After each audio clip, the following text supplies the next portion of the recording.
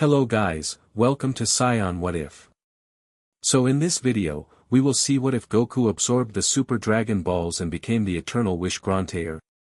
If you enjoy these kinds of stories, don't forget to show us some love by hitting the like button and subscribing to the channel. Your support means the world to us. Now, let's start the story. Chapter 1, The Cosmic Sacrifice. The universe was falling apart. Not in the dramatic, metaphorical way that humans sometimes describe their personal problems, but in the very literal sense that reality itself was unraveling at the seams.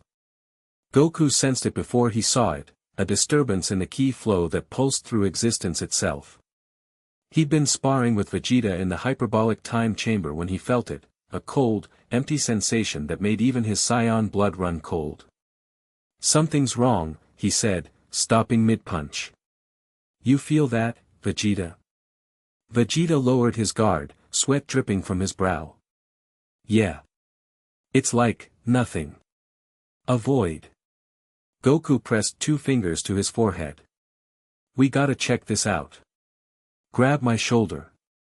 "This better not be one of your tricks to get out of training, Kakarot," Vegeta grumbled, but clasped Goku's shoulder anyway. They materialized at Capsule Corp, where Bulma was already frantically typing at a computer terminal. Multiple screens displayed strange readings, with warning signals flashing everywhere. "Goku." "Thank goodness," Bulma said without looking up. "The entire dimensional fabric is destabilizing. I've been trying to reach you." "What's happening?" Goku asked, peering at screens he didn't understand. Bulma pulled up a 3D hologram showing the universe, with a black, swirling mass spreading across one section, stars winking out as it passed. "I don't know exactly, but something is consuming reality itself. It started in Universe 11 about an hour ago. Now it's spreading. Consuming reality." Vegeta crossed his arms. "How is that even possible?"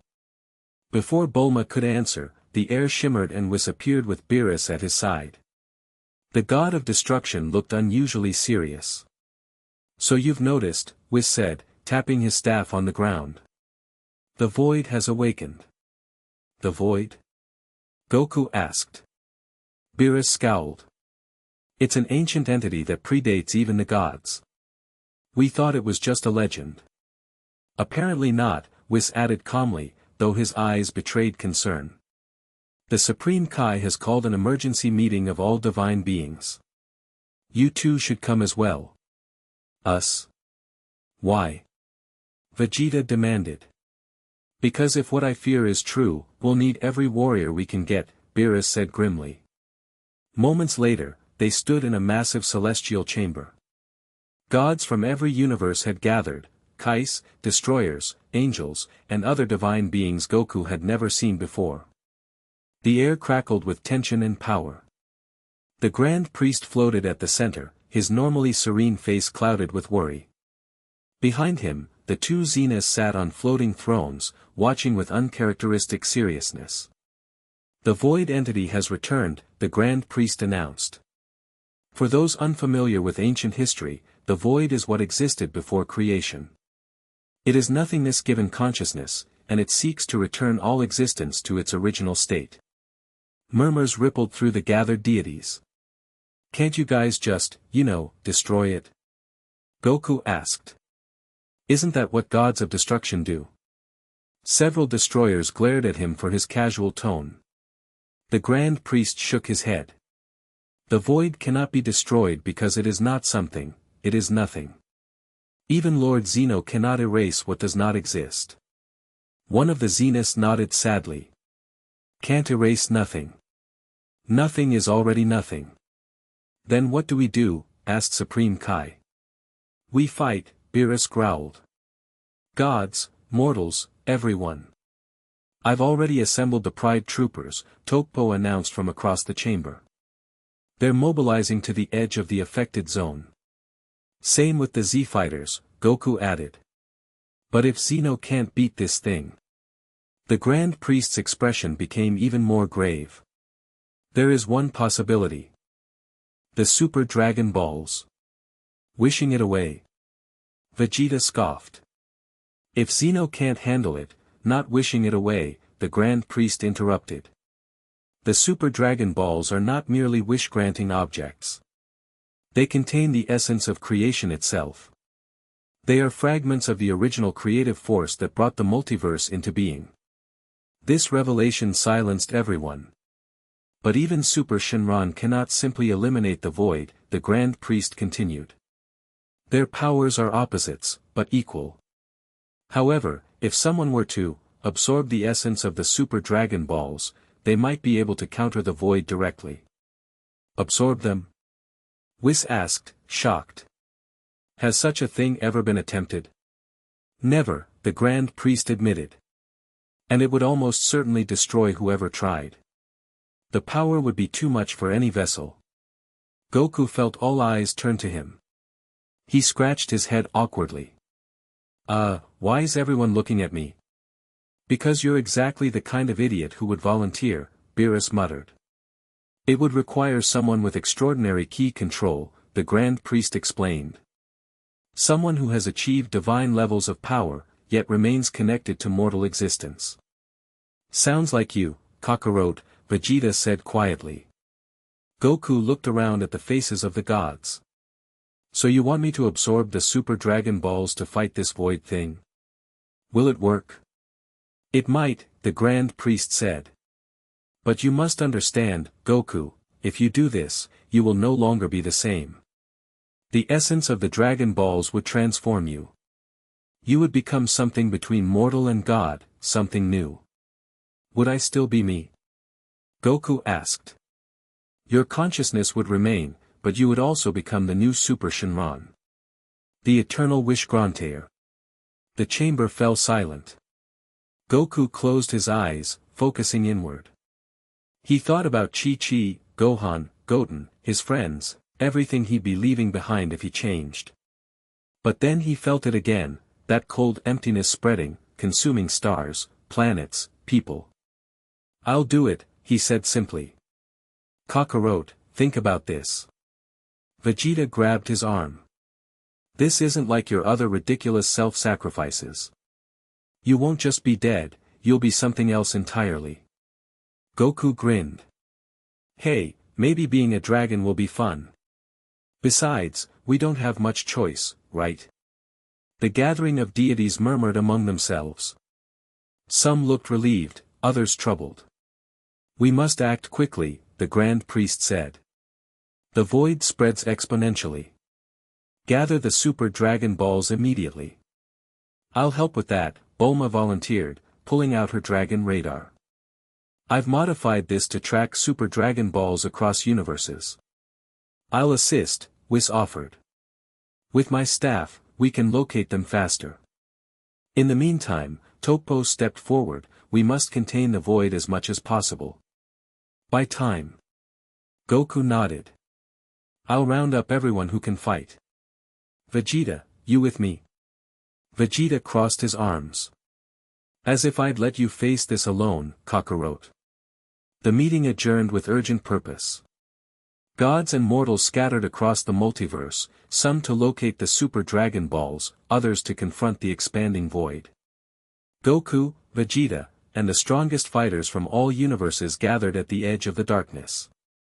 From a distance, it looked almost beautiful, a swirling vortex of absolute blackness, speckled with the last glimmers of stars being consumed. Hit stood at Goku's side, his normally stoic face tense. I can't time skip through it. Whatever it is, it exists outside of time. Yeah, and I can't sense anything in there, Goku replied. It's like, looking at nothing. Jiren nodded grimly. It has no key signature. Nothing to grab onto. So how do we fight it? Asked Gohan, who had joined them along with Piccolo and the other Z-fighters. We push it back, Jiren said simply. Goku powered up to Ultra Instinct, his silver aura blazing against the darkness. Vegeta followed with his blue evolution. Around them, warriors from every universe transformed into their ultimate states. Now. Toppo bellowed. They unleashed everything they had.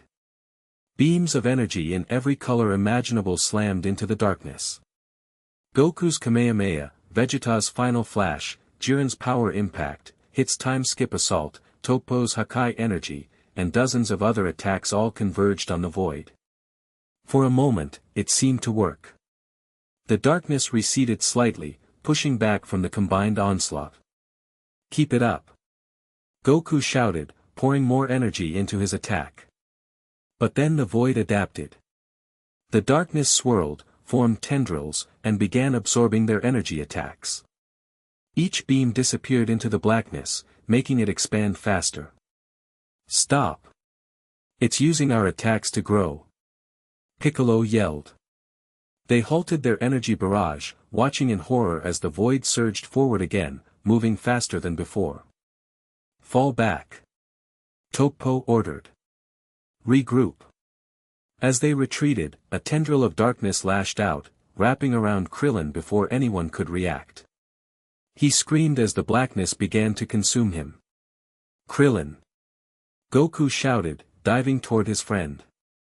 "Don't touch it, Kakarot." Vegeta tried to stop him, but Goku was already moving. Goku grabbed Krillin's hand, trying to pull him free, but the darkness began creeping up his own arm. It felt cold, colder than anything he'd ever experienced. Not just physical cold, but the absence of everything. "Let go, Goku!" Krillin gasped. "Save yourself." "Not happening." Goku grunted, pulling harder. He summoned more Ultra Instinct power, his silver aura flaring against the darkness. To everyone's surprise, the void recoiled from the intense divine energy. Goku managed to yank Krillin free, both of them tumbling backward. "It doesn't like divine energy," Whis observed, suddenly appearing behind them. "Interesting. Did you find them?" Goku asked urgently, checking Krillin for injuries. His friend's arm was pale and cold where the void had touched him, but he was alive. Whis nodded. "All 7 Super Dragon Balls have been collected. They await you at Zeno's palace." Goku looked back at the advancing void. "We can't hold it much longer." "Then we must hurry," Whis said, tapping his staff. "Vegeta, you should come too." In a flash, they appeared at Zeno's palace. The massive Super Dragon Balls floated in the central chamber, each one dwarfing everyone present. Their golden surface reflected the anxious faces of gods and mortals alike. The Grand Priest stood before them, hands clasped. "Are you certain of this, Son Goku? There is no returning from what you are about to do." Goku looked at his friends. Gohan and Goten had tears in their eyes. Chi-Chi was sobbing against Bulma's shoulder. Even Piccolo looked more grim than usual. "Will my family be safe?" Goku asked. "If this works, yes," the Grand Priest answered. "If not, nothing will be safe." Goku nodded, then walked to Chi-Chi. "Hey," he said softly, "I gotta do this." She looked up at him, eyes red. "You always do, don't you? Save everyone but leave me behind." "I'm sorry," he said, and meant it. "But this time it's different. I won't be gone exactly, just changed." "Will you still be you?" she asked, touching his face. "I hope so," he replied honestly. He hugged his sons tightly, ruffled Goten's hair, nodded respectfully to Piccolo. "Take care of them," he told the Namekian. "I always do," Piccolo replied. Lastly, Goku turned to Vegeta. "Looks like you'll finally be the strongest Saiyan." Vegeta didn't smile. "Don't be ridiculous, Kakarot. Whatever you become, I'll still find a way to surpass you." Goku laughed. "I'm counting on it." With his goodbyes said, Goku walked to the center of the chamber, directly beneath the orbiting Super Dragon Balls. "What do I do?" he asked the Grand Priest. "Call forth Super Shenron as usual, but instead of making a wish, you must open yourself to receive the dragon's essence. Your body must become a vessel for creation itself." Goku nodded, then looked up at the massive golden orbs. He took a deep breath, centering himself, feeling the flow of ki through his body. He reached Ultra Instinct state, his hair and eyes shifting to silver. His aura blazing. "Come forth, Super Shenron," he called in the divine language Whis had taught him years ago. The Super Dragon Balls pulsed with golden light, spinning faster and faster until they merged into a blinding flash. From that light emerged the colossal form of Super Shenron, so vast that his body extended beyond the palace, beyond the dimension itself. The dragon's red eyes fixed on Goku. "What is your wish?" its voice boomed, shaking the very fabric of reality. Instead of speaking, Goku floated upward until he was eye level with the massive dragon. "I don't have a wish," he said. "I'm here to become you." Super Shenron's eyes widened slightly, the only indication of surprise. "You seek to absorb the essence of creation? Few have ever attempted this. None have survived unchanged." "I know," Goku said. "But the void is consuming everything. We need a new kind of power to stop it." The dragon studied him for a long moment. "Your heart is pure, Son Goku. But the power of creation is beyond mortal comprehension. You will become something else, neither mortal nor god, but eternal. Will I still be able to fight?" Goku asked, his priorities clear as always. For the first time, the eternal dragon seemed almost amused. "Yes, warrior. But your battles will take new forms." "That's good enough for me," Goku decided. "Let's do this." Super Shenron's enormous body began to glow brighter. "Then open yourself to the essence of the dragon." Goku closed his eyes, focusing his ki as he'd done countless times before. But this time, instead of projecting his energy outward, he created a vacuum within himself, a space to receive the dragon's power. The first surge of energy nearly overwhelmed him. It wasn't like anything he'd felt before, not ki, not god ki, not even the energy of the spirit bomb. This was raw creation, the fundamental force that shaped existence itself. Goku screamed as the power poured into him, his body struggling to contain what was never meant to be contained. His Ultra Instinct aura flared wildly, turning from silver to gold, then shifting through every color imaginable before settling into a radiant golden glow with sparks of cosmic energy. Below, his friends and family watched in awe and terror as Goku's form began to change. His body elongated, golden scales appearing on his skin in patches. His eyes shifted, becoming more draconic, though they retained their kindness. Power rolled off him in waves that shook the palace. "Is he dying?" Chi-Chi cried. "No," the Grand Priest answered. "He is becoming." The transformation intensified. Super Shenron's massive form began to dissolve into pure light, spiraling inward toward Goku. The Saiyan warrior's body absorbed it all, growing larger, more powerful, more dragon-like with each passing second. In the distance, they could feel the void approaching, sensing the concentration of creative energy. The palace trembled as reality itself began to warp around Goku. "We need to stabilize him," Bulma shouted over the roar of energy. "His body can't handle the transformation without help." She pulled out a device she'd been working on, a key regulator designed to help control massive energy fluctuations. "Vegeta. I need you to get this to him." Vegeta grabbed the device and flew upward, fighting against the overwhelming pressure of Goku's transformation. The energy was so intense it felt like flying into the sun. "Kakarot," he shouted. "Take this." Through the haze of pain and power, Goku saw his rival approaching. With tremendous effort, he reached out one partially transformed hand and took the device. "Put it on your chest," Bulma yelled from below. Goku pressed the regulator against his chest, where it immediately activated, sinking into his transforming body. The chaotic energy surges stabilized somewhat, allowing him more control.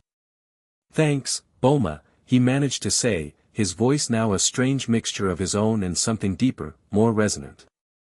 Super Shenron's form was almost completely absorbed now, only the dragon's massive head remaining.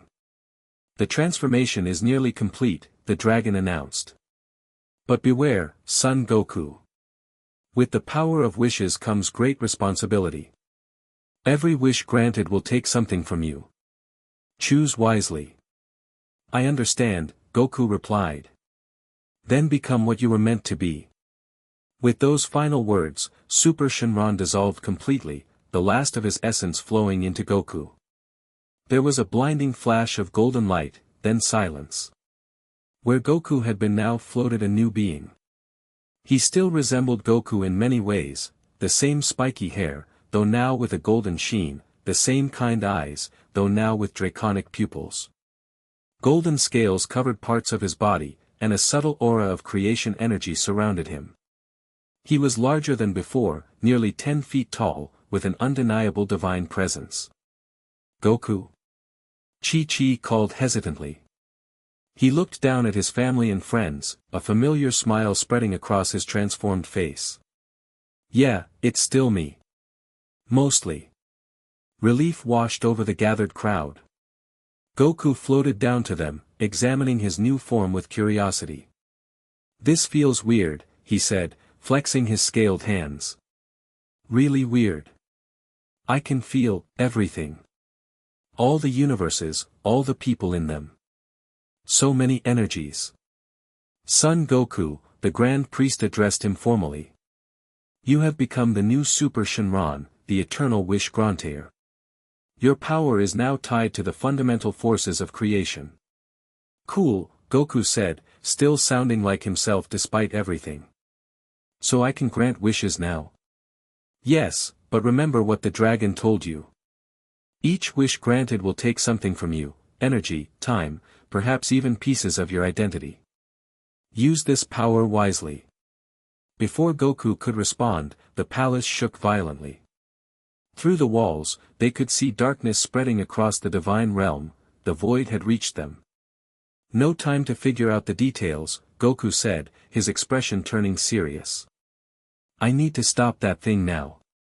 He flew outside, facing the encroaching darkness. The void seemed to sense him, the darkness swirling more violently as it approached. Everyone stay back.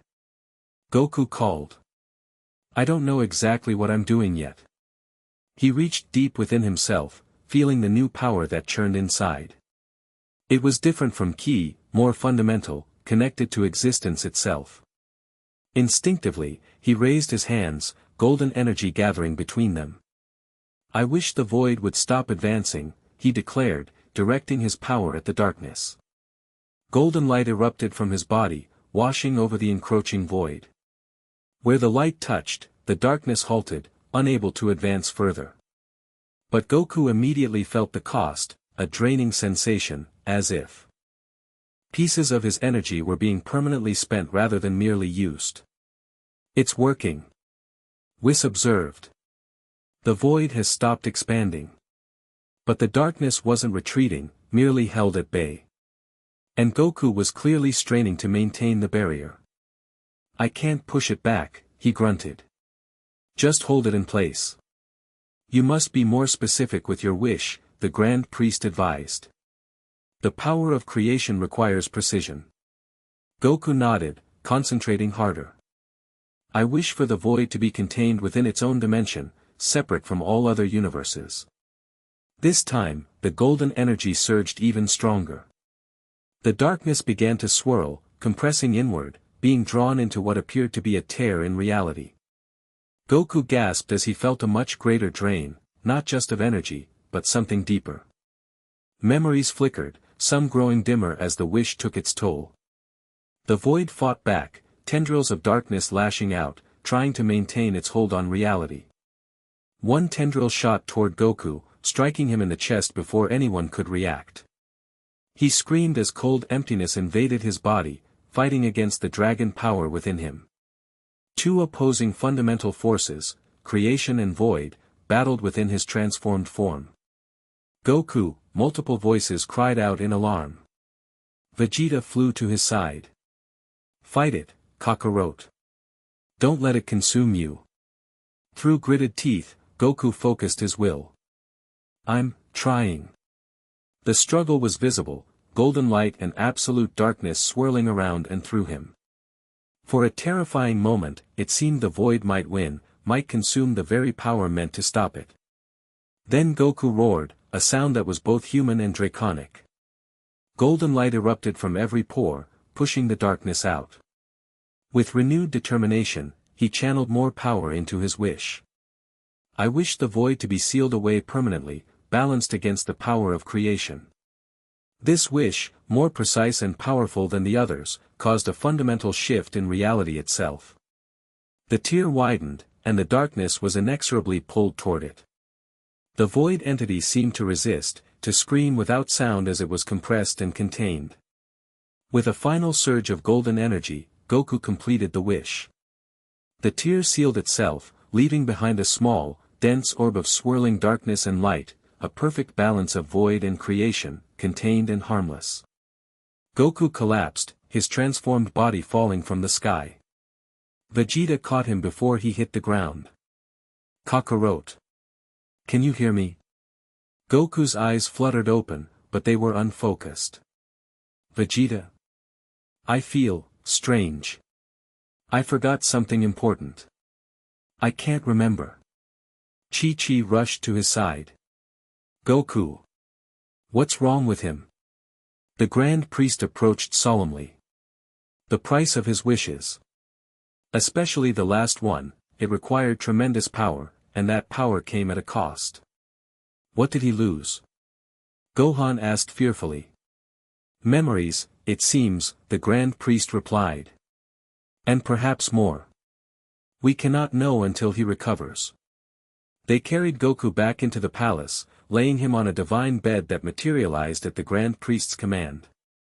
His transformed body twitched occasionally, golden energy pulsing beneath his skin. Will he be okay?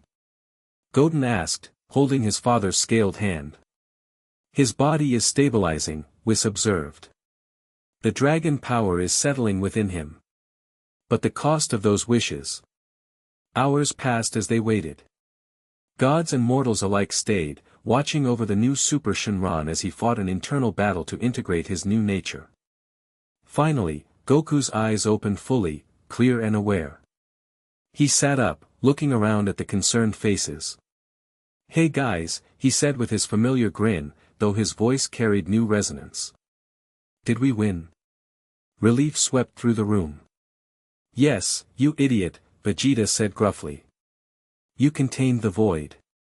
Goku nodded, then frowned. I feel different. There are gaps. Things I can't remember. What things? Chi-Chi asked worriedly. He concentrated. I remember all of you. My family, my friends. But some of my battles, some of my training, they're fuzzy or gone. The Grand Priest nodded. The price of wishes. Each one costs something personal to the Grantaire. In using your power to save everything, you sacrificed pieces of yourself. Will those memories return? Bulma asked. Perhaps, with time, the Grand Priest said. But some may be gone forever. The greater the wish, the greater the sacrifice. Goku stood, stretching his new body. He was still getting used to being larger, to the scales that covered portions of his skin, to the constant awareness of creation energy flowing through him. So what happens now? He asked. Am I stuck like this forever? You are the new Super Shenron, the Grand Priest confirmed. The eternal wish Grantaire. Your existence is now tied to the fundamental forces of creation. Can I still fight? Train? Goku asked hopefully. Yes, but differently. Your power is no longer merely that of a scion or even a god. You are something new, a bridge between mortal and divine. Goku absorbed this, then looked at his family. Can I still live on Earth? Be with my family? The Grand Priest hesitated. Your presence now carries cosmic significance. You will draw those who seek wishes, some with good intentions, others with malevolent ones. And each wish granted will cost you something. You must be cautious. But I can still be me, right? Still be Goku. That is your challenge, the Grand Priest said. To maintain your identity while embracing your new role. As if on cue, the palace trembled. Not from the void this time, but from a new presence, powerful, ancient, and clearly displeased. A figure materialized in the center of the chamber, tall, with skin like burnished bronze and eyes that shifted through all the colors of time. He wore elaborate armor that seemed to be made of crystallized moments, and a crown of what looked like frozen time itself. What has been done here cannot stand, the figure announced, his voice echoing with the ticking of countless clocks. Lord Kronos, the Grand Priest acknowledged with a formal bow. We did not expect your presence. Clearly, Kronos replied coldly. Or you would not have allowed this abomination. He pointed at Goku, disgust evident on his timeless face. A mortal, granted the power of Super Shenron. The cosmic balance has been upset. Goku stepped forward, unintimidated despite the newcomer's obvious power. Hey, I just saved reality from being eaten by a void. Who are you to call me an abomination? Kronos' eyes narrowed. I am Kronos, god of time, keeper of cosmic order. And you, son Goku, have violated that order by taking power never meant for mortal hands. It was necessary, the Grand Priest interjected. The void, I am aware of the void, Kronos cut him off. I have watched its movements since before your existence, Grand Priest. There were other solutions that did not involve creating this. He gestured dismissively at Goku. A scion with the power of wishes? It cannot be allowed. Too late, Vegeta stepped beside Goku. It's already done. And if you have a problem with it, you have a problem with all of us. Around the chamber, gods and mortals alike moved to stand with Goku. Even Beerus and the other destroyers positioned themselves protectively. You risk much, Lord Beerus, Kronos warned. Beerus shrugged. Wouldn't be the first time. Besides, I was getting bored. Fighting a time god might be interesting. Kronos' power flared, time itself distorting around him. You cannot comprehend what you're interfering with. The Dragon Balls maintain balance in creation. This, hybrid, threatens everything. I don't want to threaten anything, Goku said earnestly. I just want to protect my friends and family. And maybe get some good fights in, he added with a grin. Your intentions are irrelevant, Kronos replied. Your very existence disrupts the cosmic order I have maintained for eons. Maybe the cosmic order needs disrupting, Goku suggested. It didn't do much against the void, did it? Kronos' expression darkened further. You dare, yeah, I dare, Goku interrupted, golden energy flaring around him. I'm still figuring out these new powers, but I'm pretty sure I could give you a good fight if I had to. The tension in the room was palpable as mortal-turned-dragon and time god faced each other. Reality itself seemed to hold its breath. Finally, Kronos spoke. Very well. I will allow this experiment to continue, for now. But know this, son Goku, I will be watching. And at the first sign that you cannot control your power, or that you abuse the gift of wishes, I will end you.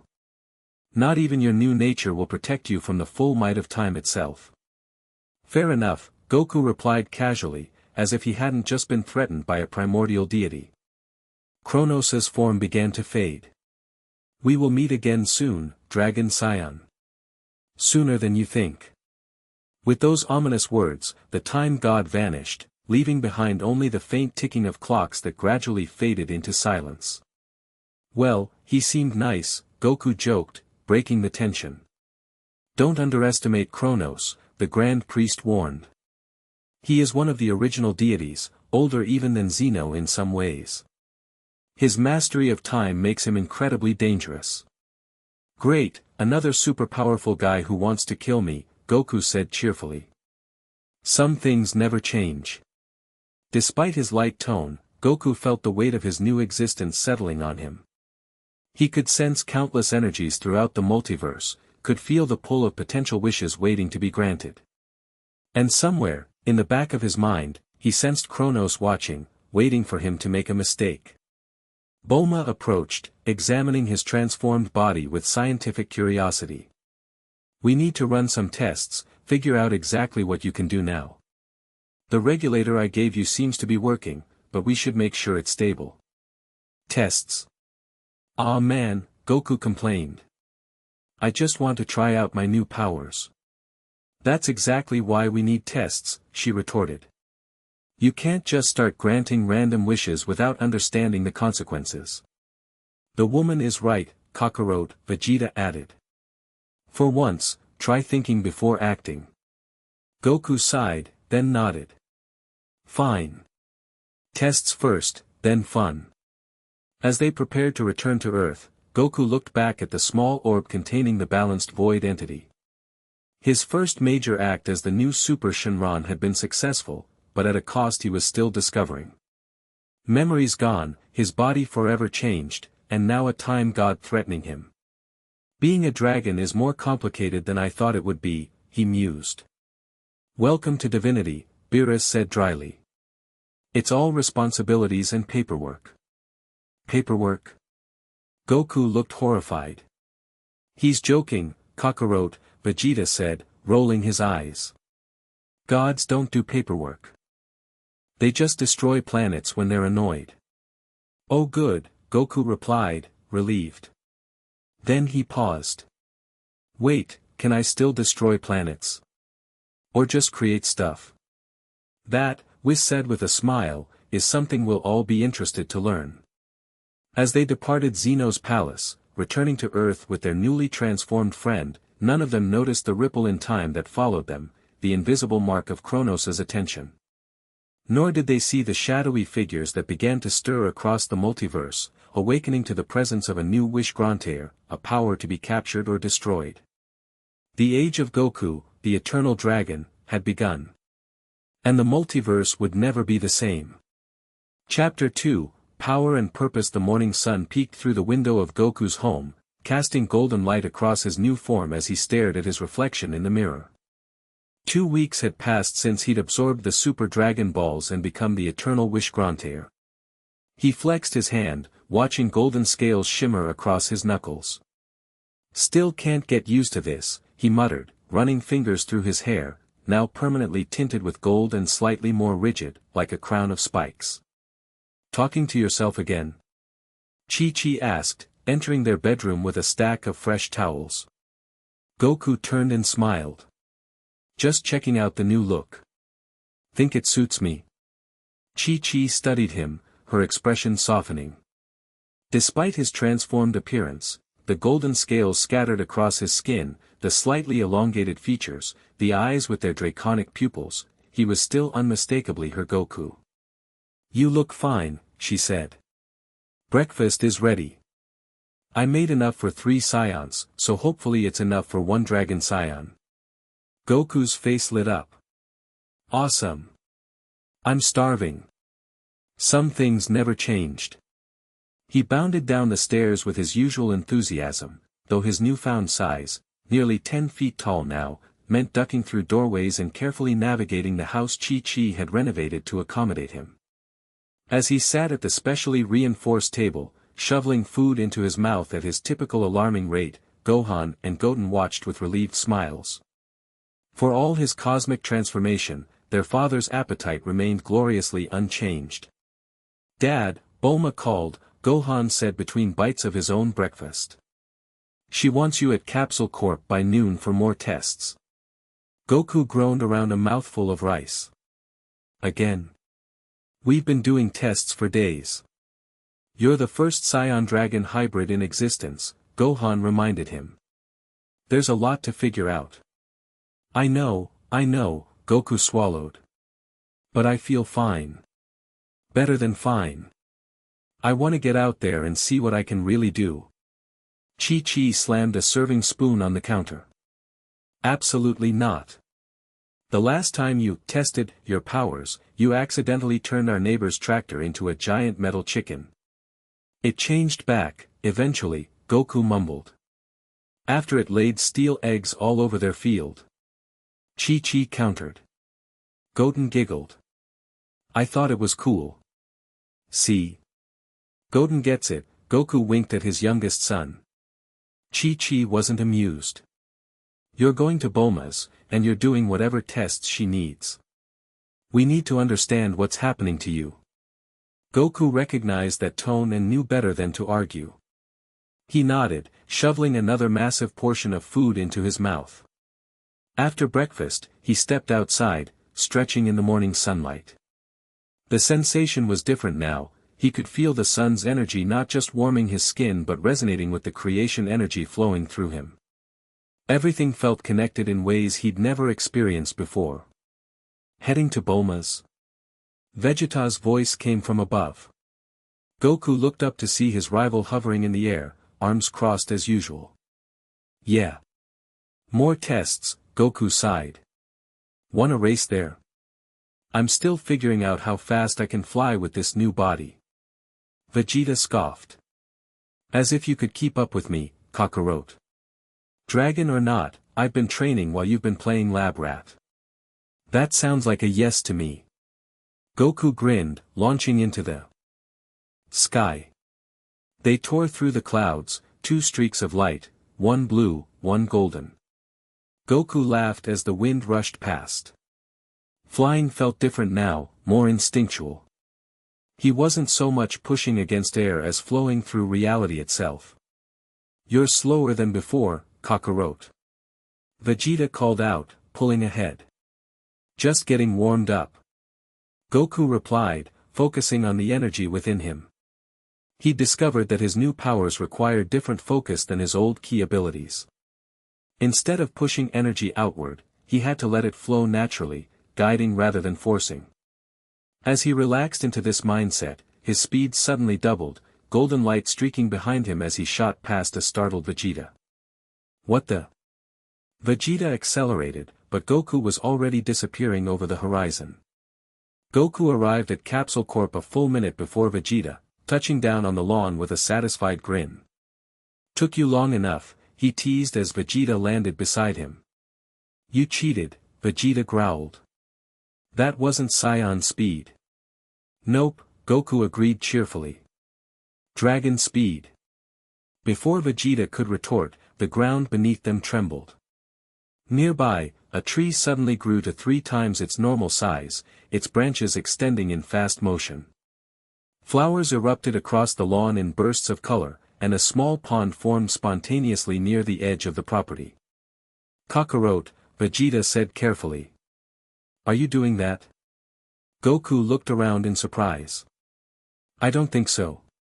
But even as he spoke, he felt the connection, his excitement was leaking into the world around him, creation energy responding to his emotions. Oops, he concentrated, and the bizarre growth stopped. The tree remained oversized, but at least it wasn't still expanding. This is exactly why you need those tests, Vegeta said dryly.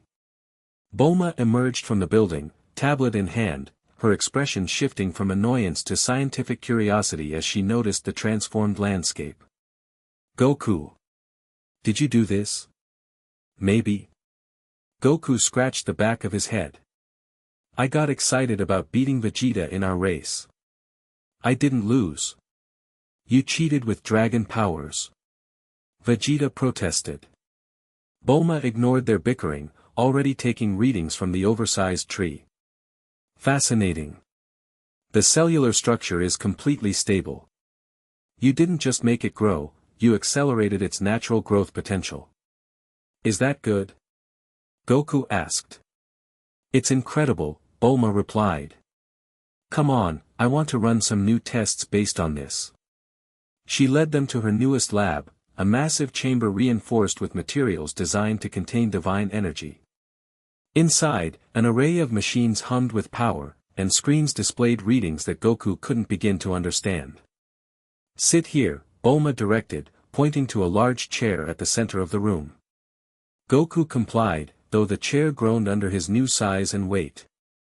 Bulma attached sensors to his arms, chest, and forehead. How are the memory gaps? She asked as she worked. Goku frowned. Still there. I remember growing up with Grandpa Gohan, meeting everyone, all my big fights. But there are weird blank spots. Like, I know I trained with King Kai, but I can't remember what he taught me. The Kaioken, Vegeta supplied. Right, that. I remember the name but not how to do it. Goku's expression clouded. It's like having holes in my head. The price of wishes, Bulma murmured, checking her readings. But your power levels are off the charts. Whatever you lost in memories, you've gained exponentially in raw energy. Yeah, but what good is power if I don't remember how to use it properly? Goku asked, unusually thoughtful. Bulma paused, surprised by the insight. We'll figure it out. That's why we're doing these tests. For the next few hours, Bulma ran Goku through a series of exercises designed to measure his new abilities. He created small objects with a thought, manipulated the elements, and even opened tiny rifts to other dimensions. Each demonstration left him slightly drained but buzzing with excitement at the possibilities. This is amazing, Bulma. I can feel everything. Connected, like the whole universe is one big key signature I can tap into. That's essentially what creation energy is, she explained, not looking up from her tablet. According to what the Grand Priest told us, the Super Dragon Balls contain the primordial force of creation itself. You're channeling that now. So I'm like a god? Goku asked, testing the weight of the word. No, came a new voice. Whis had appeared in the doorway, staff in hand. You are something different. Neither mortal nor god, but a bridge between. Whis. Goku brightened. Come to join the testing party? In a manner of speaking, Whis replied, entering the lab with his usual elegant stride. Lord Beerus sent me to check on your progress. There's been talk among the divine hierarchy. Talk? About me? Goku asked. Indeed. You've become quite the topic of conversation in celestial circles. Some gods are concerned about a mortal wielding creation energy. Others are fascinated by the possibility. And a few. Whis hesitated. A few what? Vegeta pressed. A few want you eliminated before you fully master your powers, Whis finished. The room fell silent. Goku absorbed this with surprising calm. Let me guess, Kronos is leading that group. Among others, Whis nodded. The Time God has been particularly vocal about the Goku situation, as they're calling it. I'm a situation now. Goku laughed. Cool. This isn't a joke, Kakarot, Vegeta snapped. If gods like Kronos come after you, it won't be like your usual fights. I know, Goku's expression turned serious. But what am I supposed to do? I can't exactly turn back into regular Goku. And I won't let them push me around just because they're scared of something new. Which is precisely why I'm here, Whis said.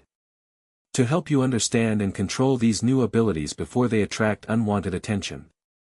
I thought that's what we were doing with the tests, Bulma interjected. Your scientific approach is valuable, Whis acknowledged. But there are aspects of creation energy that cannot be measured by your instruments.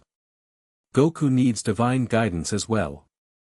Before Bulma could respond, an alarm blared from her computer. She rushed to the screen, eyes widening. We've got multiple energy signatures approaching Earth, she reported. And they're not registering as anything I've seen before. Goku closed his eyes, extending his senses outward. With his new perception, he could feel them immediately, 7 distinct presences, powerful but strange, like nothing he'd encountered before. They radiated a hunger that made his dragon aspects resonate uncomfortably. They're looking for me, he said with certainty. They want the wish power.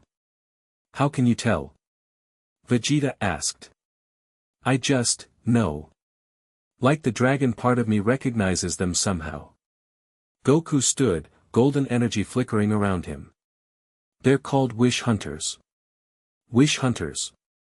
Bulma repeated. Whis's expression turned grave. I feared they might reappear. They are ancient beings who seek out and capture wish-granting entities. They've existed for millennia, though they were thought to be extinct. Well, they're not, Goku said. And they're almost here. Outside, the sky darkened unnaturally, clouds swirling into a vortex above Capsule Corporation. Lightning flashed with strange colors, purple, green, blue, striking the ground around the building. They're here for me, Goku said. I need to lead them away from the city. You're not facing them alone, Vegeta declared.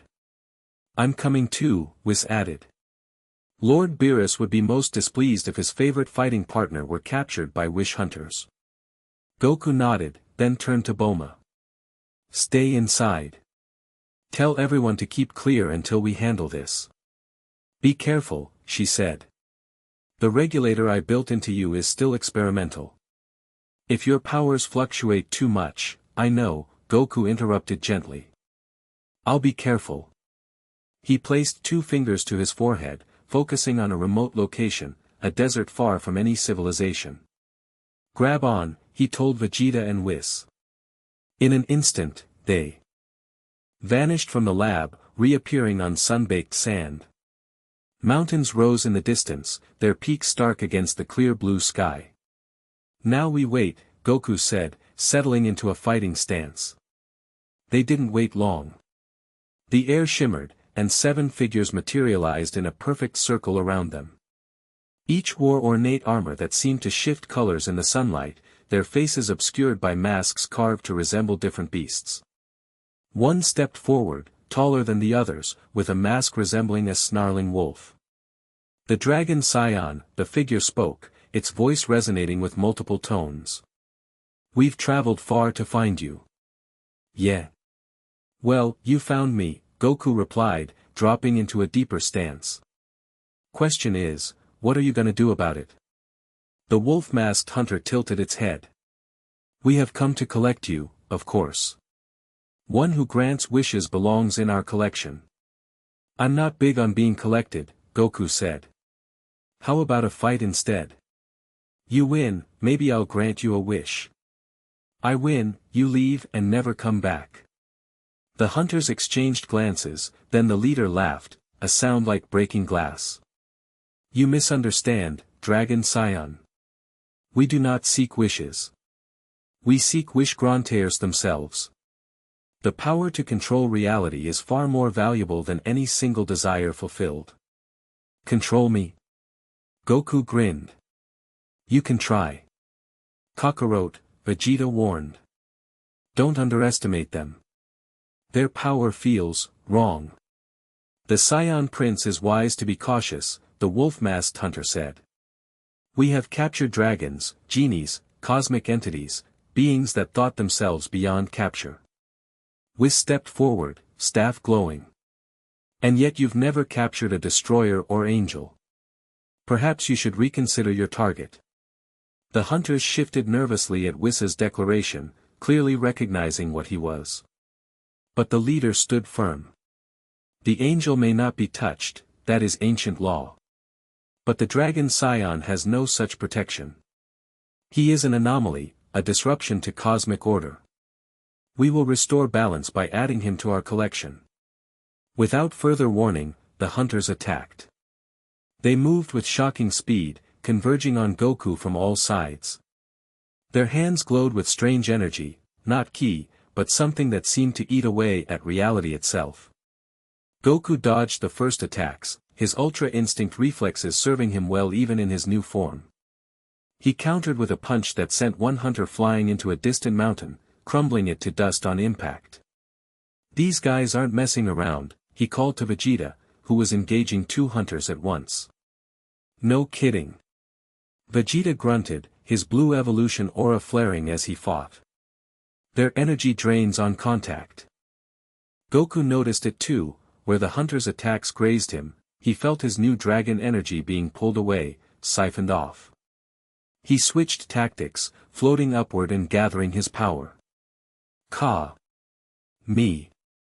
He began, feeling the familiar energy build between his palms. But something was different, instead of blue energy, golden light swirled with hints of every color imaginable. Ha. Me. The hunters paused, sensing the building power. Their leader raised a hand, and they scattered in different directions. Ha! Goku thrust his hands forward, releasing the beam. What emerged wasn't his usual Kamehameha but a ray of pure creation energy. It struck the desert floor and exploded outward, transforming everything it touched. Sand became grass, rocks turned to trees, and a small oasis formed at the center of the impact. That's not what I meant to do, Goku blinked in surprise. Focus, Kakarot. Vegeta shouted, blocking an attack from one hunter only to be struck from behind by another. Goku nodded, trying a different approach. He closed his eyes, drawing on his new senses to feel the flow of creation energy around him. Instead of forcing it outward as he would with ki, he guided it, shaping it with intent rather than force. Golden light surrounded him as he reopened his eyes. Let's try this again. He threw out his hand, and reality warped around the nearest hunter. The space itself tightened, constricting like a fist, trapping the hunter in a bubble of compressed dimensionality. Got one! Goku exclaimed. But his victory was short-lived.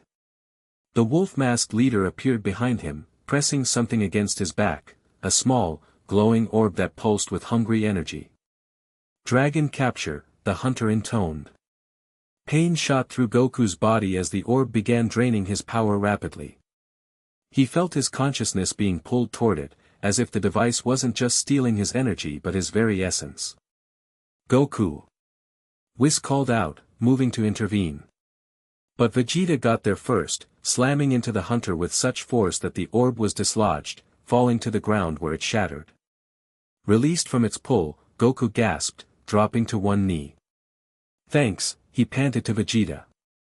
Don't thank me yet, Vegeta replied, standing protectively in front of him. We've still got 6 more to deal with. The wolf-masked leader recovered, signaling to the others. They regrouped, forming a circle once more, but this time they began a strange chant, words in a language Goku had never heard but somehow understood through his dragon connection. They're trying to bind you, Whis explained, moving to Goku's side. An ancient ritual used to subjugate wish-granting entities. Not happening, Goku growled, his eyes flashing golden. He pushed himself back to his feet, drawing deep on his power.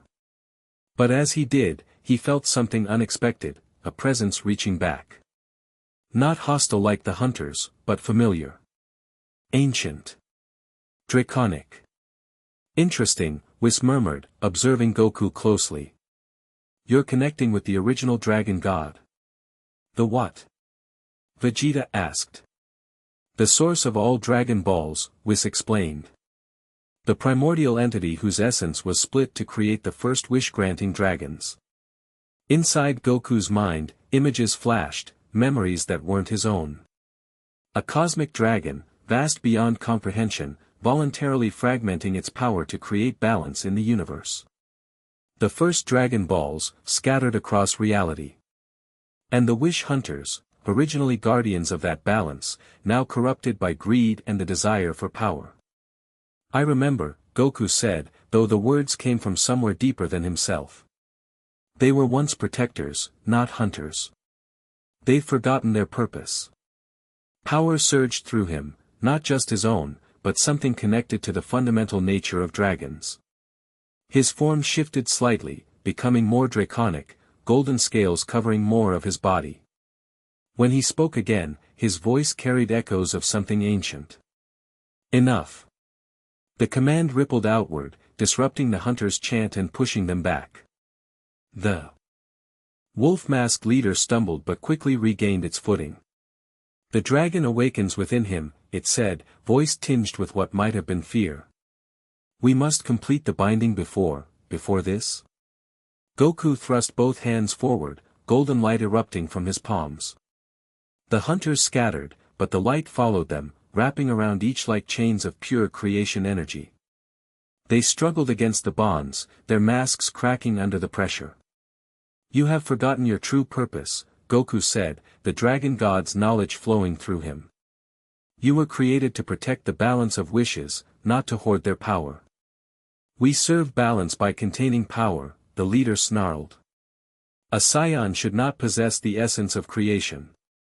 Maybe not, Goku agreed, his voice returning more to normal. But it happened. And now I'm responsible for it. Which means dealing with threats, like you. With a gesture, he tightened the bonds. One by one, the hunters' masks shattered completely, revealing faces that were surprisingly ordinary beneath, humanoid, with eyes that glowed with the same hungry energy as their capture devices. I could destroy you, Goku continued, feeling the power to do so pulsing through him. But that's not what dragons are about. Creation, not destruction. He closed his eyes, focusing on the corrupted energy he sensed within the hunters. With careful precision, he drew it out, threads of sickly purple light emerging from their bodies and dissipating in the air. The hunters screamed, then collapsed to their knees as the last of the corruption left them. Their armor faded to a dull gray, and their eyes returned to normal colors, blues, browns, greens. What happened? The former leader asked, voice now just that of a confused person. I cleared out the corruption, Goku explained, releasing his energy bonds. You guys were being controlled by it. Driven to hunt dragons instead of protect them. The hunters looked at each other in confusion, memories slowly returning. We were guardians, one whispered. The dragon god's chosen. And you can be again, Goku said. If you want. Or you can go home and live normal lives. Your choice. The former leader stood shakily. You purified us. Why not destroy us? We tried to capture you. Goku shrugged, his form shifting back to its more scion-like appearance. Not really my style. Besides, you weren't yourselves. Vegeta snorted. Typical Kakarot. Always making friends with former enemies. Whis observed with a thoughtful expression. The dragon god's influence is stronger in you than we realized, Goku.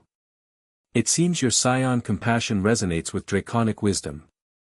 The former wish hunters conferred among themselves, then their leader approached Goku cautiously.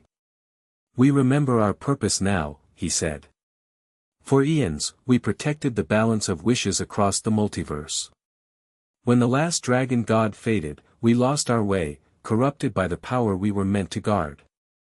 So what will you do now? Goku asked. If you will permit it, Dragon Scion, we would serve our original purpose again. Not as hunters, but as guardians. Your guardians. Goku blinked in surprise.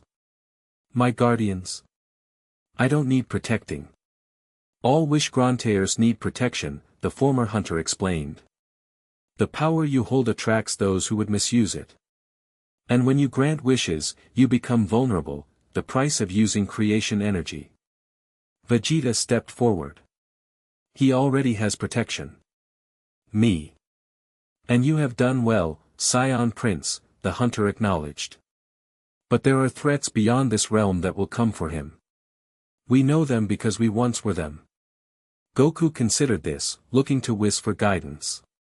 The angel nodded subtly. They speak truth, Goku. Each time you grant a significant wish, you will be temporarily weakened. The greater the wish, the greater the vulnerability. It is the cosmic balance, the price of altering reality. Fine, Goku decided. But I'm not your master or anything. If you want to help guard wish energy, that's your choice. The former hunters bowed as one. We will begin by spreading word that the Dragon Scion is protected. It may deter some threats. And we should return to Earth, Whis suggested. There's much to discuss regarding what just happened. Goku nodded, then paused as a thought occurred to him. Hey, you guys never told me your names. The former leader smiled for the first time. I am Karn. In our true form, we are the Wish Wardens, not hunters. Wish Wardens, Goku repeated. Cool name. Way better than Wish Hunters. With matters settled, Goku transported everyone back to Capsule Corp, where an anxious Bulma awaited them. Her expression cycled rapidly from relief to confusion to scientific curiosity as Goku explained what had happened. "So now you have 7 bodyguards who used to want to capture you," she summarized. "Pretty much," Goku confirmed cheerfully. "Though they're going to spread out across the universes to keep an eye on things." "And you temporarily channeled the original Dragon God," she continued, already taking notes. "Yeah, that was weird. It was like having someone else's memories download into my brain. I knew stuff I'd never learned." "Fascinating," Bulma murmured. "The transformation seems to have connected you to a collective draconic consciousness." "The bigger question," Vegeta interrupted, "is what happens when someone actually makes a wish. These wardens said you become vulnerable afterward." Goku nodded seriously. "We should probably test that in a controlled way, right? Someone should make a small wish so we can see what happens." "A logical approach," Whis agreed. "But who should make this test wish?" They all looked at each other. Making a wish, even a small one, was no trivial matter.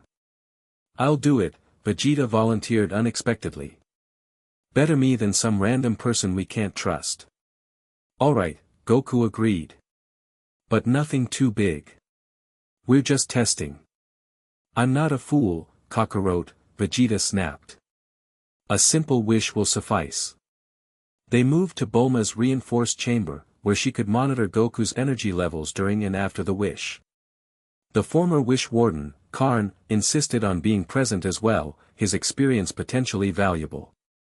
"So how does this work?" Vegeta asked. "Do I need to summon you like Shenron, or just ask?" "I'm not sure," Goku admitted. "Let's try the direct approach first. Just make your wish." Vegeta cleared his throat. "I wish for a new set of Saiyan armor, like my original." Goku closed his eyes, focusing on the request. He felt the creation energy stir within him, responding to the wish. Golden light surrounded his body, then flowed toward Vegeta, materializing into a perfect set of Saiyan battle armor, white with gold trim, the royal crest emblazoned on the chest. "It worked!" Goku exclaimed, then swayed suddenly, his energy dimming. "Whoa!" Vegeta caught him before he could fall, lowering him to a chair. "Kakarot? What's happening to him?" he demanded of Karn. "The price of the wish," Karn explained. "Even a small one requires payment. His energy will recover, but for now, he is vulnerable." Bulma checked her readings, frowning. "His power levels have dropped by almost 40%. And there's a fluctuation in the regulator stabilizing field." Goku blinked groggily. "I feel weird. Like part of me is missing." "What exactly did it cost you?" Whis asked with clinical interest. Goku concentrated. "I'm not sure. Maybe, wait." His expression fell. "I can't remember where I learned the instant transmission technique. I know I can do it, but the memory of learning it is just gone." "A memory again," Bulma noted. "It seems memories are the currency your dragon aspect chooses to pay with." "But why memories?" Vegeta asked. "Perhaps because they are precious yet non-essential," Whis suggested. "You can function without certain memories, while losing physical strength or life force would be more immediately dangerous." Goku sat up straighter, the initial wave of weakness passing. "How long until I'm back to normal?" "Based on these readings, a few hours for a wish this small," Bulma estimated. "But a bigger wish might take days or longer to recover from. And during that time, you would be far more vulnerable to attack," Karn added. "Which is why wish wardens are necessary. There are entities across the multiverse who would strike precisely at such moments of weakness." As if summoned by his words, the air in the center of the lab distorted. Reality folded in on itself, and a figure stepped through, tall and regal, with skin like burnished bronze and eyes that shifted through colors like a kaleidoscope. "Lord Kronos," Whis greeted calmly. "Your timing is impeccable, as always." The time god's gaze fixed on Goku, noting his weakened state. I felt the use of wish energy, he said, his voice resonating with the ticking of countless clocks. Already exercising your new powers, Dragon Scion? Vegeta stepped protectively in front of Goku. Just a test. Nothing that concerns you, Time God. Everything concerning the balance of creation concerns me, Kronos replied coldly. Especially when that balance is in the hands of a being who views combat as entertainment. Goku stood, wobbling slightly but determined to face Kronos directly. I take this seriously. We're being careful, testing limits, understanding consequences. So I see, Kronos observed, glancing at Karn. And you've already gathered followers. Former wish hunters, now serving the very power they once sought to contain. How quickly allegiances shift. We serve our original purpose, Karn replied, unintimidated. The Dragon Scion restored us to what we were meant to be. Kronos circled the room, examining Bulma's equipment with casual interest. And what happens, I wonder, when a more significant wish is made? When a desperate mortal begs for the resurrection of loved ones, or the restoration of a planet, or the defeat of a powerful enemy? I'll handle each wish carefully, Goku promised. Will you? Kronos stopped directly in front of him. And if the wish comes while you battle a worthy opponent? Will you deny your Scion nature and refuse the fight to consider the cosmic implications? Goku met his gaze steadily. I'm learning to balance both sides of myself. Learning, Kronos repeated with a hint of disdain. While the fabric of reality hangs in the balance. What do you want, Kronos? Whis interjected. Surely you didn't come merely to criticize. The Time God's expression shifted, becoming more formal. I come with a message from the Council of Original Deities. They have convened to discuss the Goku situation. There's a Council of Original Deities? Bulma asked, fascinated despite the tension. Beings who existed at the dawn of creation, Whis explained. Older even than the Grand Priest in some cases. They rarely involve themselves in cosmic affairs anymore. Until now, Kronos continued. They wish to meet the Dragon Scion. To evaluate whether this new arrangement can be permitted to continue. Permitted? Vegeta bristled. Who are they to? They are the architects of reality as you know it, Kronos cut him off. And they have the collective power to undo what has been done, if necessary. The implications hung heavy in the air. Goku considered his options, still feeling weakened from the test wish but unwilling to show fear. When and where is this meeting? He asked. 3 days hence, at the Nexus of Realities, Kronos replied. I will return to escort you when the time comes. I'll be there, Goku agreed. But my friends come too. Kronos frowned. The council has requested your presence alone. Then they'll be disappointed, Goku said firmly. I don't go anywhere without backup. Especially when I'm being summoned by gods who might want to undo me.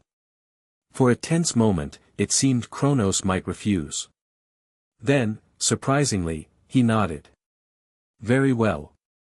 A small contingent may accompany you.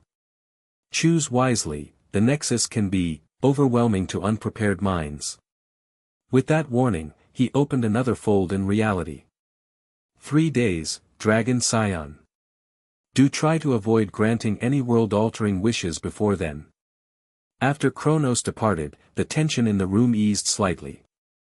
Well, he's a bundle of laughs, Bulma commented. The Council of Original Deities, Whis mused. They haven't convened in millennia. This is quite significant, Goku. Are they really powerful enough to undo what's happened to me? Goku asked.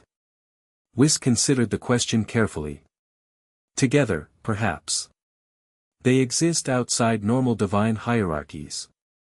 Even Zeno respects their domain, though their powers operate differently than his. Great, Goku sighed. More superpowerful beings who might want me erased. Not necessarily, Karn interjected. The council values balance above all. If they can be convinced that your existence as the Dragon Scion maintains or improves cosmic balance, they may support you. And how do I convince them of that? Goku asked. By demonstrating wisdom in how you use your powers, Karn replied. Something you've already begun to do by restoring us rather than destroying us. Goku nodded thoughtfully. Well, I've got 3 days to prepare. And I'm still feeling pretty weak from that small wish. You should rest, Bulma advised. Let your energy replenish naturally. I've got a better idea, Goku said with a grin.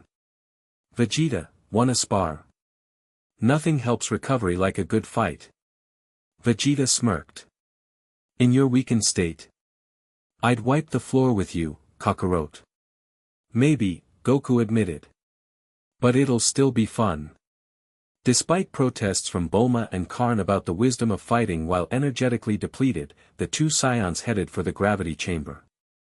Some habits couldn't be broken, even by cosmic transformation.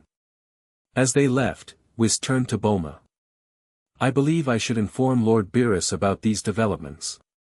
The council summoning Goku will have political implications among the divine hierarchies. Politics, Bulma sighed. Just what we need on top of everything else. Indeed, Whis agreed with a small smile. Though I suspect Goku will navigate it with his usual, unique approach to protocol. In the gravity chamber, Goku was already discovering new aspects of his transformed nature. Though weakened from the wish, his body responded differently to the increased gravity, as if he could partially ignore its effects by subtly altering the space around him. That's cheating, Kakarot. Vegeta complained after Goku dodged an attack by seemingly bending reality slightly. I'm not doing it on purpose. Goku protested. It's happening automatically. Their sparring session attracted an audience, not just Bulma and the Z-Fighters, but several gods who appeared to observe. Beerus arrived with Whis, lounging casually as if the fate of reality weren't hanging in the balance. Even Zeno's Grand Minister made a brief appearance, watching thoughtfully before disappearing again. Word was spreading throughout the divine realms, the Dragon Scion was changing the game. And in 3 days, his fate would be decided by beings older than time itself. Across the multiverse, powers both ancient and new turned their attention toward Earth. Some with curiosity, others with fear, and a few with dangerous ambition. The Wish Wardens spread out to monitor these stirrings, establishing a network of watchers to protect their new charge. And deep within Goku's consciousness, the essence of the Dragon God continued to integrate with his Scion spirit, two fundamentally different natures finding balance in a being who had always defied limitations. The age of the Dragon Scion had only just begun, and already the multiverse would never be the same. Chapter 3, The Dragon's Heart. 3 days passed in a blur of preparation, training, and increasingly bizarre cosmic politics. Goku had never been so popular with the divine hierarchies. Some gods wanted to meet him, others wanted to test him, and a few definitely wanted to eliminate him. Through it all, he maintained his typical optimism, though even he had to admit things were getting complicated. Ready for the big meeting? Krillin asked, handing Goku a water bottle after their sparring session. They stood in a massive crater, evidence of Goku's still fluctuating powers. Even holding back, he'd accidentally transformed half the landscape during their friendly match. I guess so, Goku shrugged, guzzling the water. Can't say I'm looking forward to being judged by a bunch of super ancient gods, but what can you do? Just be yourself, Krillin advised. It's worked so far. Goku grinned.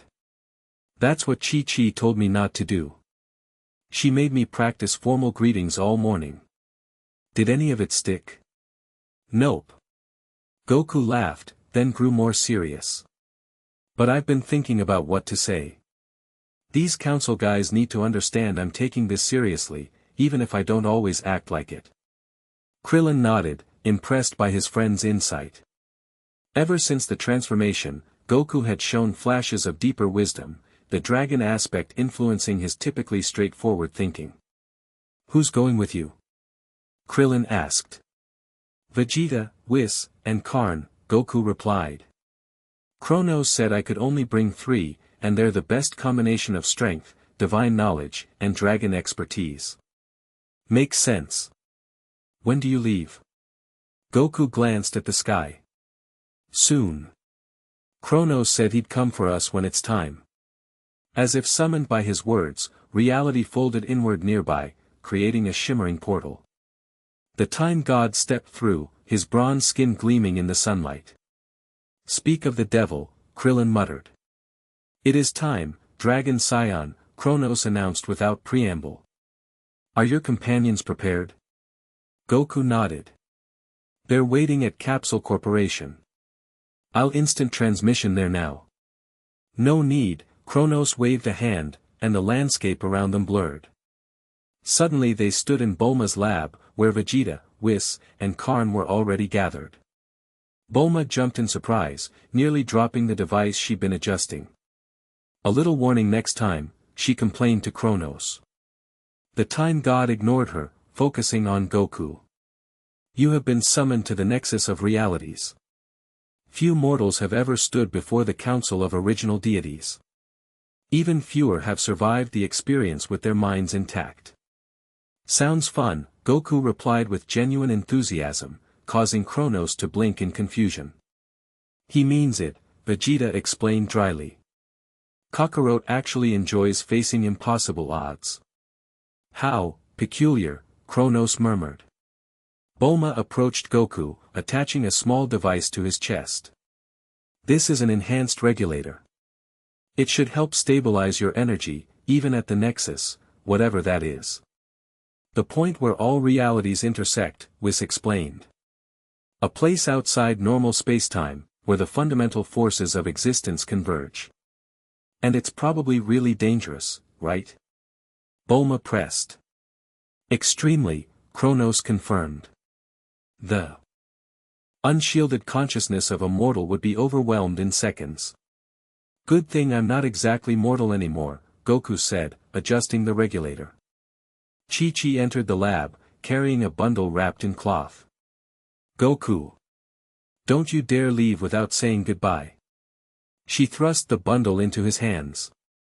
I packed lunch. Who knows if these ancient gods will think to feed you. Goku's face lit up. Thanks, Chi-Chi. You're the best. Kronos watched this domestic exchange with undisguised bewilderment. You're bringing food to the Council of Original Deities. Never face cosmic judgment on an empty stomach, Goku replied seriously, tucking the bundle away. Goodbyes were said, last-minute advice given, and final preparations made. Then Kronos opened a portal unlike any they'd seen before, a swirling vortex of colors and patterns that seemed to exist in more dimensions than the eye could perceive. Follow closely, the time god instructed. The paths between realities are treacherous. They stepped through into absolute chaos. There was no up or down, no forward or backward, just endless streams of reality flowing in all directions. Vegeta immediately looked ill, while Karn seemed to shrink in on himself, overwhelmed by the cosmic energies. Only Whis appeared comfortable, floating serenely alongside Goku. Fascinating, the angel remarked. It's been millennia since I last visited the Nexus. How are we supposed to walk through this? Vegeta demanded, struggling to orient himself. Don't try to understand it, Kronos advised. Simply follow me. The time god moved forward, though forward seemed meaningless here, creating a path of stability through the chaos. They followed, Goku helping Vegeta when the prince stumbled. It's actually pretty cool, Goku commented, looking around with childlike wonder. Look, you can see different timelines over there. Indeed, flowing streams of possibility surrounded them, worlds where history had taken different turns. Goku glimpsed versions of himself that had never left Earth, worlds where Frisia had won, realities where the Scions had never been destroyed. Don't focus on them, Kronos warned. The paths of might have been are seductive but dangerous. After what felt like both seconds and eternity, they arrived at what appeared to be the center of everything, a massive crystalline structure floating in the void, pulsing with pure existence. It resembled a palace, a temple, and a living organism simultaneously. The council chamber, Kronos announced. Compose yourselves. You stand at the heart of creation. They entered through archways that seemed to fold reality around them. Inside was a vast circular hall, with 7 massive thrones arranged in a semicircle. Each throne appeared made from different fundamental forces, one of solidified time, another of condensed gravity, a third of pure light, and so on. 6 of the thrones were occupied by beings so vast and strange that looking directly at them was difficult. They shifted between forms, sometimes appearing humanoid, other times as abstract concepts given momentary shape. The 7th throne, made of what appeared to be living energy, stood empty. The Council of Original Deities, Kronos announced, bowing deeply. I present Son Goku, the mortal who has absorbed the Super Dragon Balls and become the new eternal wish granter. Goku stepped forward, remembering Chi-Chi's coaching. He bowed respectfully. It's an honor to meet you. A ripple of something like amusement passed through the chamber. The deity seated on the throne of time, a being similar to Kronos but vastly more powerful, leaned forward. Son Goku, it spoke, its voice resonating at multiple levels of reality simultaneously. We have watched your journey with interest. You have? Goku scratched his head. Thanks. Perhaps introductions are in order, suggested the deity on the light throne, its form constantly shifting between radiant and shadow aspects. I am Luminos, original deity of light and darkness. Graviton, rumbled the massive being on the gravity throne. Master of forces. Chronarch, said the time deity. First of the temporal guardians. Quintessa, whispered the being on a throne that seemed to exist in 5 dimensions at once. Keeper of spatial dimensions. Cognos, stated the deity on a throne of pure thought. Consciousness incarnate. The final occupied throne held a being of constantly shifting elements, fire, water, earth, air, all cycling in perfect harmony. Elemis, it introduced itself. The material principle. Goku nodded to each, trying to keep track. And the empty throne? A momentary silence fell across the chamber. That belongs to Draconis, Chronarch explained.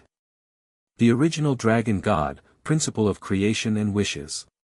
He faded from existence eons ago, after fragmenting his essence into the first Dragon Balls. Until now, Luminos added, studying Goku intently. Until you. Goku blinked in surprise. Wait, you think I'm this Draconis guy? I'm just Goku. Yet you carry his essence, Graviton observed. The power you absorbed was not merely the Super Dragon Balls, but the original fragments of Draconis himself.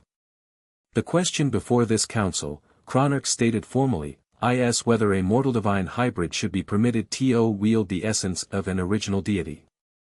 Especially one with your unique history, added Cognos, clearly having reviewed Goku's many battles and transformations. Vegeta stepped forward. Kakarot has saved the multiverse multiple times. If anyone deserves this power, it's him. Worthiness is not the issue, Prince of Science, Quintessa responded. Compatibility is. The essence of Draconis requires balance, wisdom, and eternal perspective. Qualities not typically associated with science, Elemis noted. Goku felt a flash of indignation. Hey, I'm standing right here. Maybe ask me if I can handle it instead of talking like I'm not in the room. The council members exchanged glances, seemingly surprised by his directness. Speak then, Son Goku, Chronarch invited. Convince us why the power of Draconis should remain with you. Goku took a deep breath. This wasn't like fighting where his actions could do the talking. He needed words, and for once, they mattered. I didn't ask for these powers, he began honestly. I took them because there was no other choice. The void was consuming everything. But now that I have them, I'm trying to use them responsibly. He gestured to Karn. I could have destroyed the Wish Hunters when they attacked me, but instead I healed them, restored their original purpose. I'm learning how wishes affect me, what they cost, how to balance my scion instincts with dragon wisdom. The council listened, their cosmic awareness evaluating not just his words but his very essence. I know I'm not perfect, Goku continued. I love fighting too much, I'm not always the smartest guy in the room, and sometimes I make mistakes.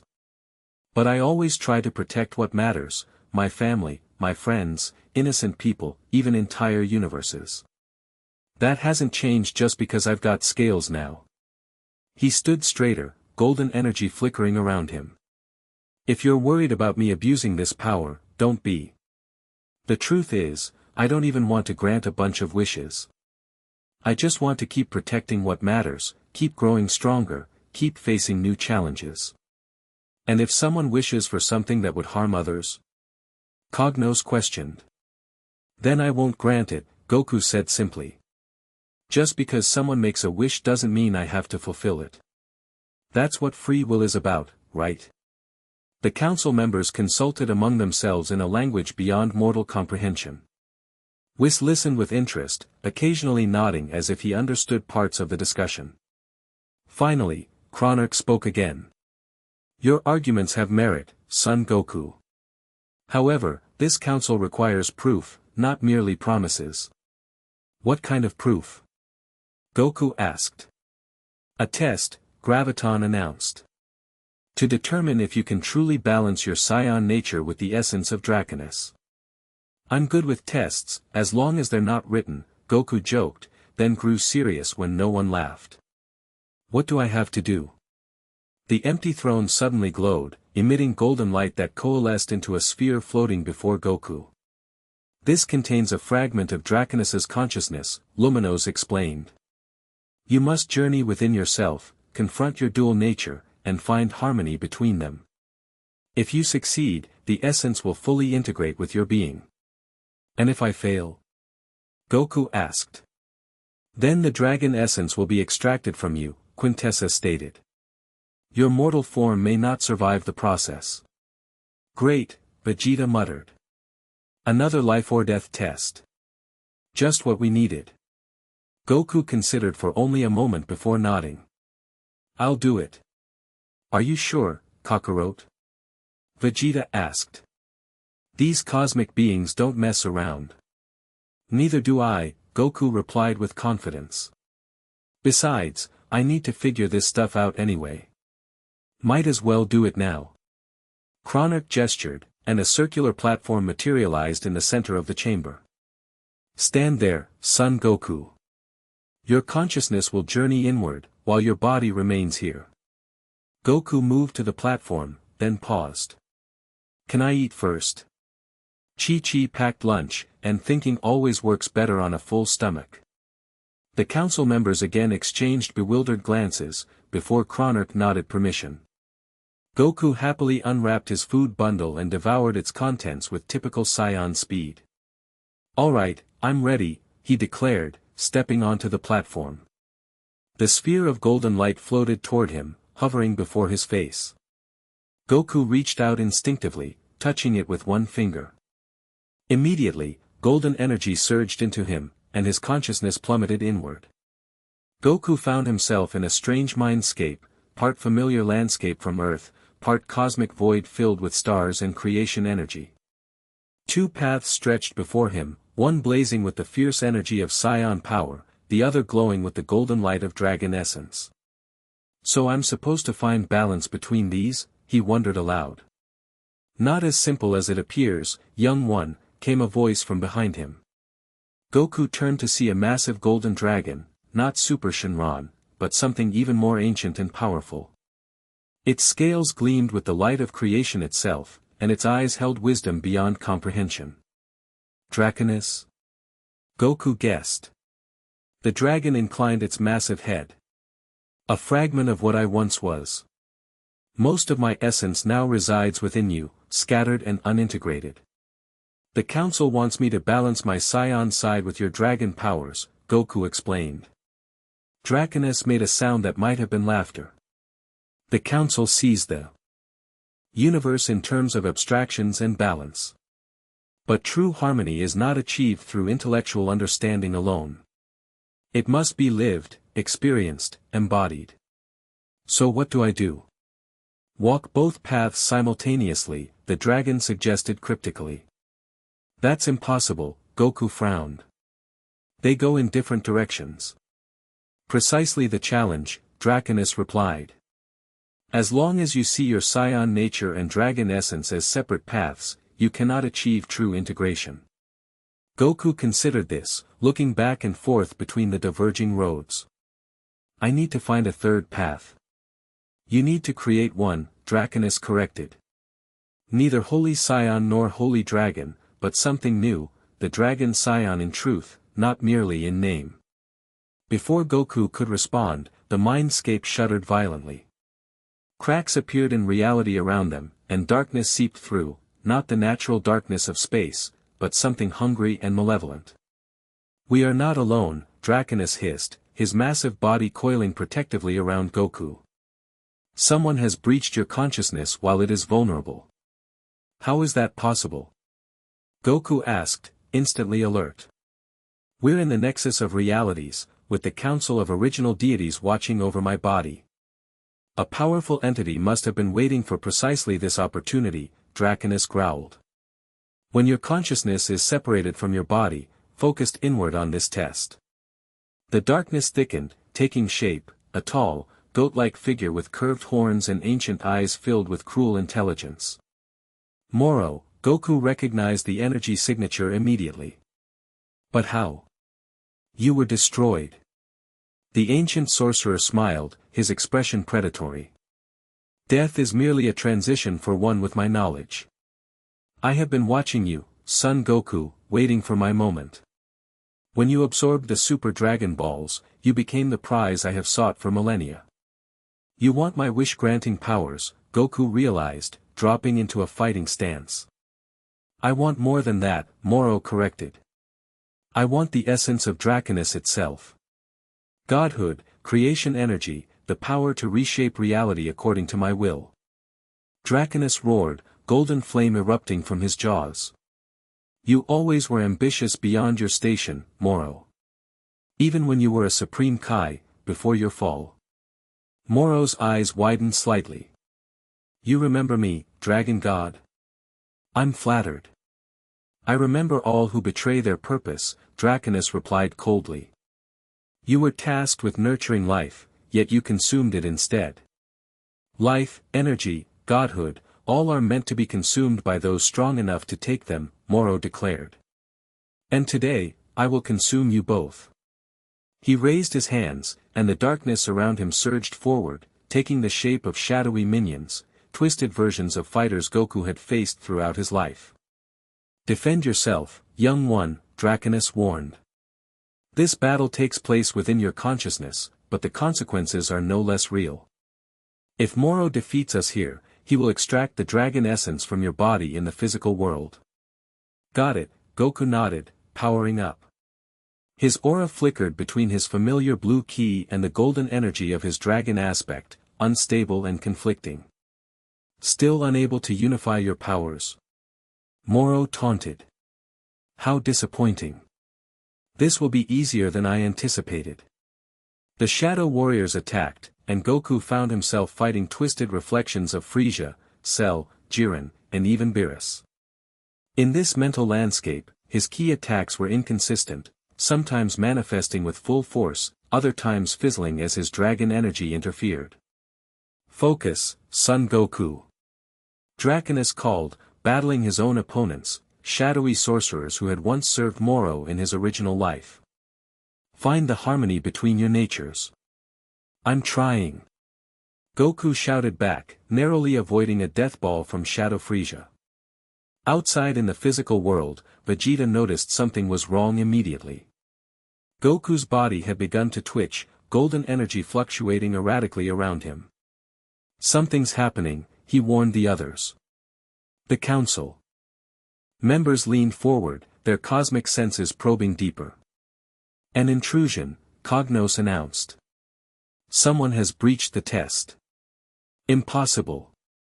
Kronos protested. No entity could penetrate the nexus without your knowledge. Unless they were already connected to the dragon scion, Quintessa suggested. A link established before he entered the nexus. Whis stepped closer to Goku's body, staff glowing as he analyzed the energy fluctuations. It appears to be Moro, the corrupted Supreme Kai. His energy signature is unmistakable, though it should be impossible. Goku destroyed him. The Planet Eater? Karn asked in alarm. He was obsessed with consuming divine energy. If he's somehow infiltrated Goku's consciousness, he'll try to extract the dragon essence, Vegeta finished grimly. We have to help Kakarot.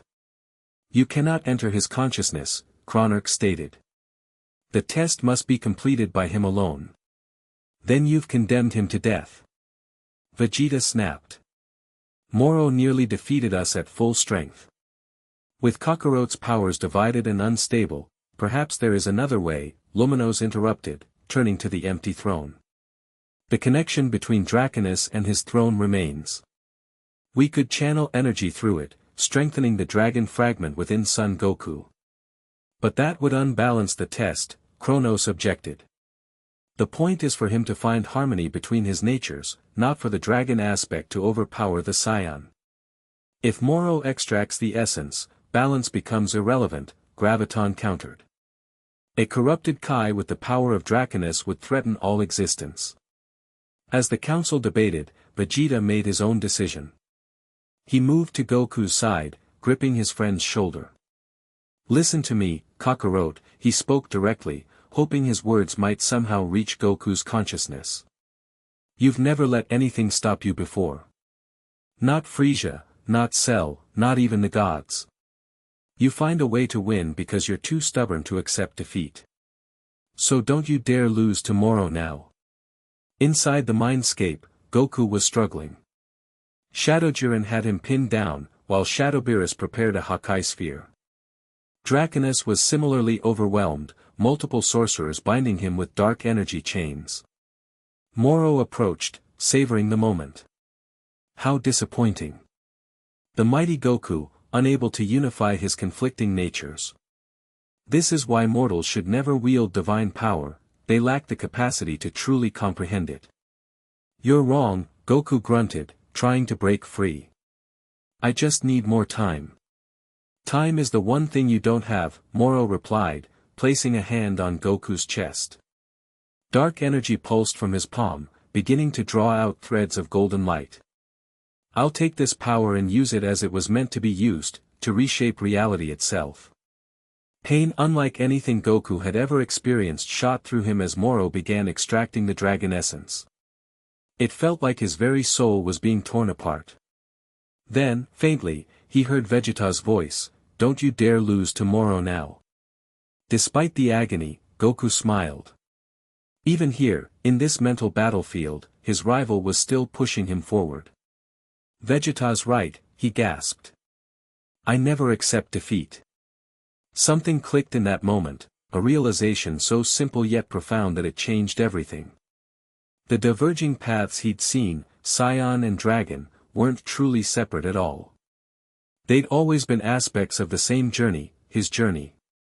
I've been looking at this all wrong, Goku said, his voice growing stronger. I've been trying to balance two different sides of myself, like they're fighting each other. But that's not how I've ever approached anything in my life. Golden light began to pulse from within him, pushing back against Moro's extraction. When I first learned the Kaioken, I didn't balance it against my normal power, I integrated it, made it part of me. Same with Super Saiyan, with God Ki, with Ultra Instinct.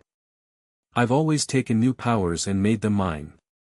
The shadow warriors holding him began to dissolve as his aura intensified, no longer flickering between blue and gold, but merging into a new color, a radiant azure gold that seemed to exist in multiple dimensions simultaneously. The dragon power isn't separate from my Scion strength, it's an evolution of it. Moro stumbled back, his extraction technique disrupted. Impossible. The energies are fundamentally different. Maybe for you, Goku replied, rising to his feet. But adapting to impossible challenges is kind of my specialty. The mindscape around them began to transform, the diverging paths flowing together like rivers merging. Where they met, a new landscape formed, a perfect fusion of mortal world and cosmic realm, physical and spiritual, finite and eternal. Draconus broke free from his bonds, his massive form glowing brighter. Yes, Son Goku. You understand. True balance isn't compromise between opposites, it's transcendence of the very distinction. Goku's form began to change, his body growing slightly larger, golden scales covering his arms and chest in a pattern resembling armor. His hair retained its cyan spikiness but shimmered with golden light, and his eyes shifted fully to draconic pupils while maintaining their kind expression. This is what I really am, Goku declared, his voice resonating with new power. Not half Saiyan, half dragon, but fully dragon Saiyan. He turned to face Moro and his remaining shadow warriors. Now, let's finish this. Moro snarled, his plan unraveling. You think a cosmetic transformation changes anything? I was consuming worlds when your ancestors were still swinging in trees, mortal. Yeah, you're ancient and powerful. I've heard it before, Goku replied casually. He raised one hand, golden azure energy gathering in his palm. But here's something you haven't heard before, I wish you were back in your physical form where I can beat you properly. The energy shot forward, engulfing Moro. The sorcerer screamed as reality warped around him, his consciousness being forcibly ejected from Goku's mindscape. What have you done? Moro howled as he began to fade. Granted my first conscious wish, Goku answered with a grin. See you on the outside. As Moro vanished completely, Draconus approached Goku, massive head lowered to meet his gaze. You have surpassed my expectations, young one. Few beings in any reality could have achieved true integration so quickly.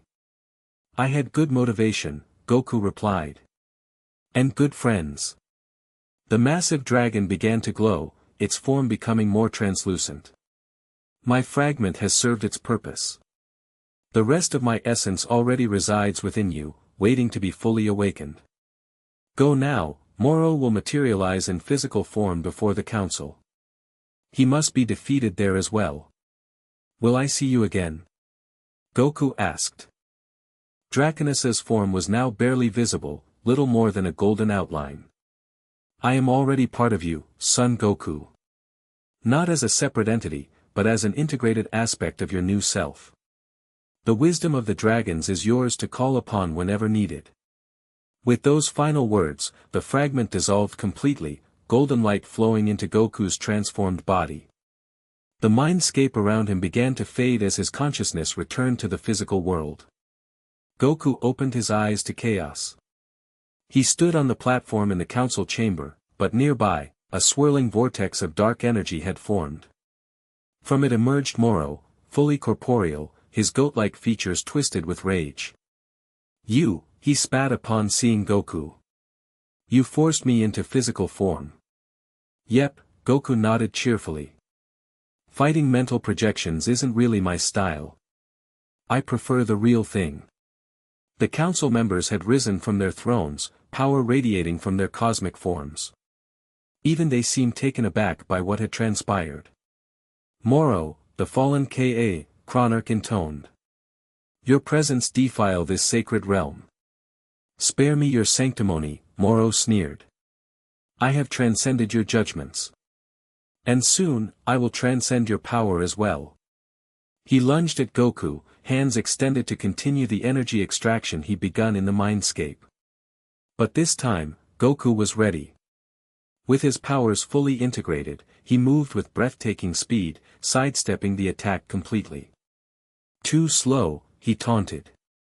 And I'm just warming up. Vegeta, Whis, and Karn moved to flank him, ready to join the battle, but Goku raised a hand. I've got this. This fight is personal now. Battle is forbidden in the council chamber. Elamus protested. Too late for that, Vegeta pointed out as Moro unleashed a barrage of energy attacks that Goku deflected effortlessly. The transformed Scion moved with fluid grace, his new form perfectly balanced between power and precision. Where before his dragon aspect had seemed to hinder his fighting instincts, now it enhanced them, giving him awareness of energy flows and reality's subtle pressure points. "You've changed," Moro observed, circling warily. "Integrated the dragon essence more fully." "That was the test," Goku replied. "Thanks for the extra motivation." Moro's eyes narrowed. "It changes nothing. I've prepared for this moment for eons, hiding fragments of my consciousness throughout reality, waiting for the perfect vessel of creation energy to appear. Once I extract it from you, you won't," Goku interrupted confidently. "Because you're forgetting something important." "What's that?" Goku grinned. "I'm still a Scion. And Scions live for the fight." He blurred forward with incredible speed, azure gold energy trailing behind him. His fist connected with Moro's jaw with such force that the cosmic chamber trembled. The fallen Kai flew backward, crashing into one of the chamber walls. "Careful," Cognos warned. "This realm exists at the nexus of all realities. Damage here could have multiversal consequences." "Sorry." Goku called over his shoulder. "I'll take this somewhere else." He grabbed the recovering Moro by the throat and concentrated. Space warped around them, reality folding as Goku transported them both to a desolate moon in a distant universe. "There," he said, releasing Moro. "Now we can really fight." Moro rubbed his jaw, dark energy swirling around him.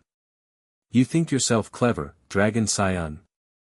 I have consumed the energy of entire galaxies.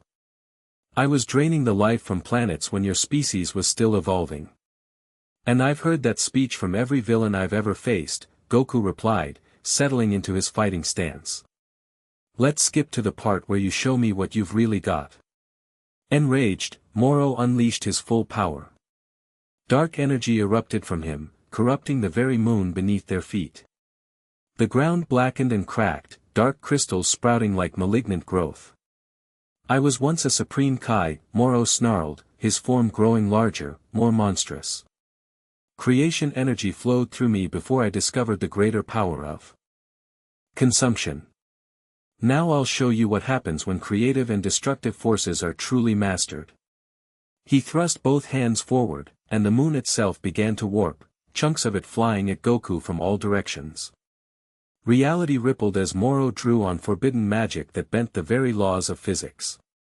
Goku dodged the initial assault, then countered with his own powers.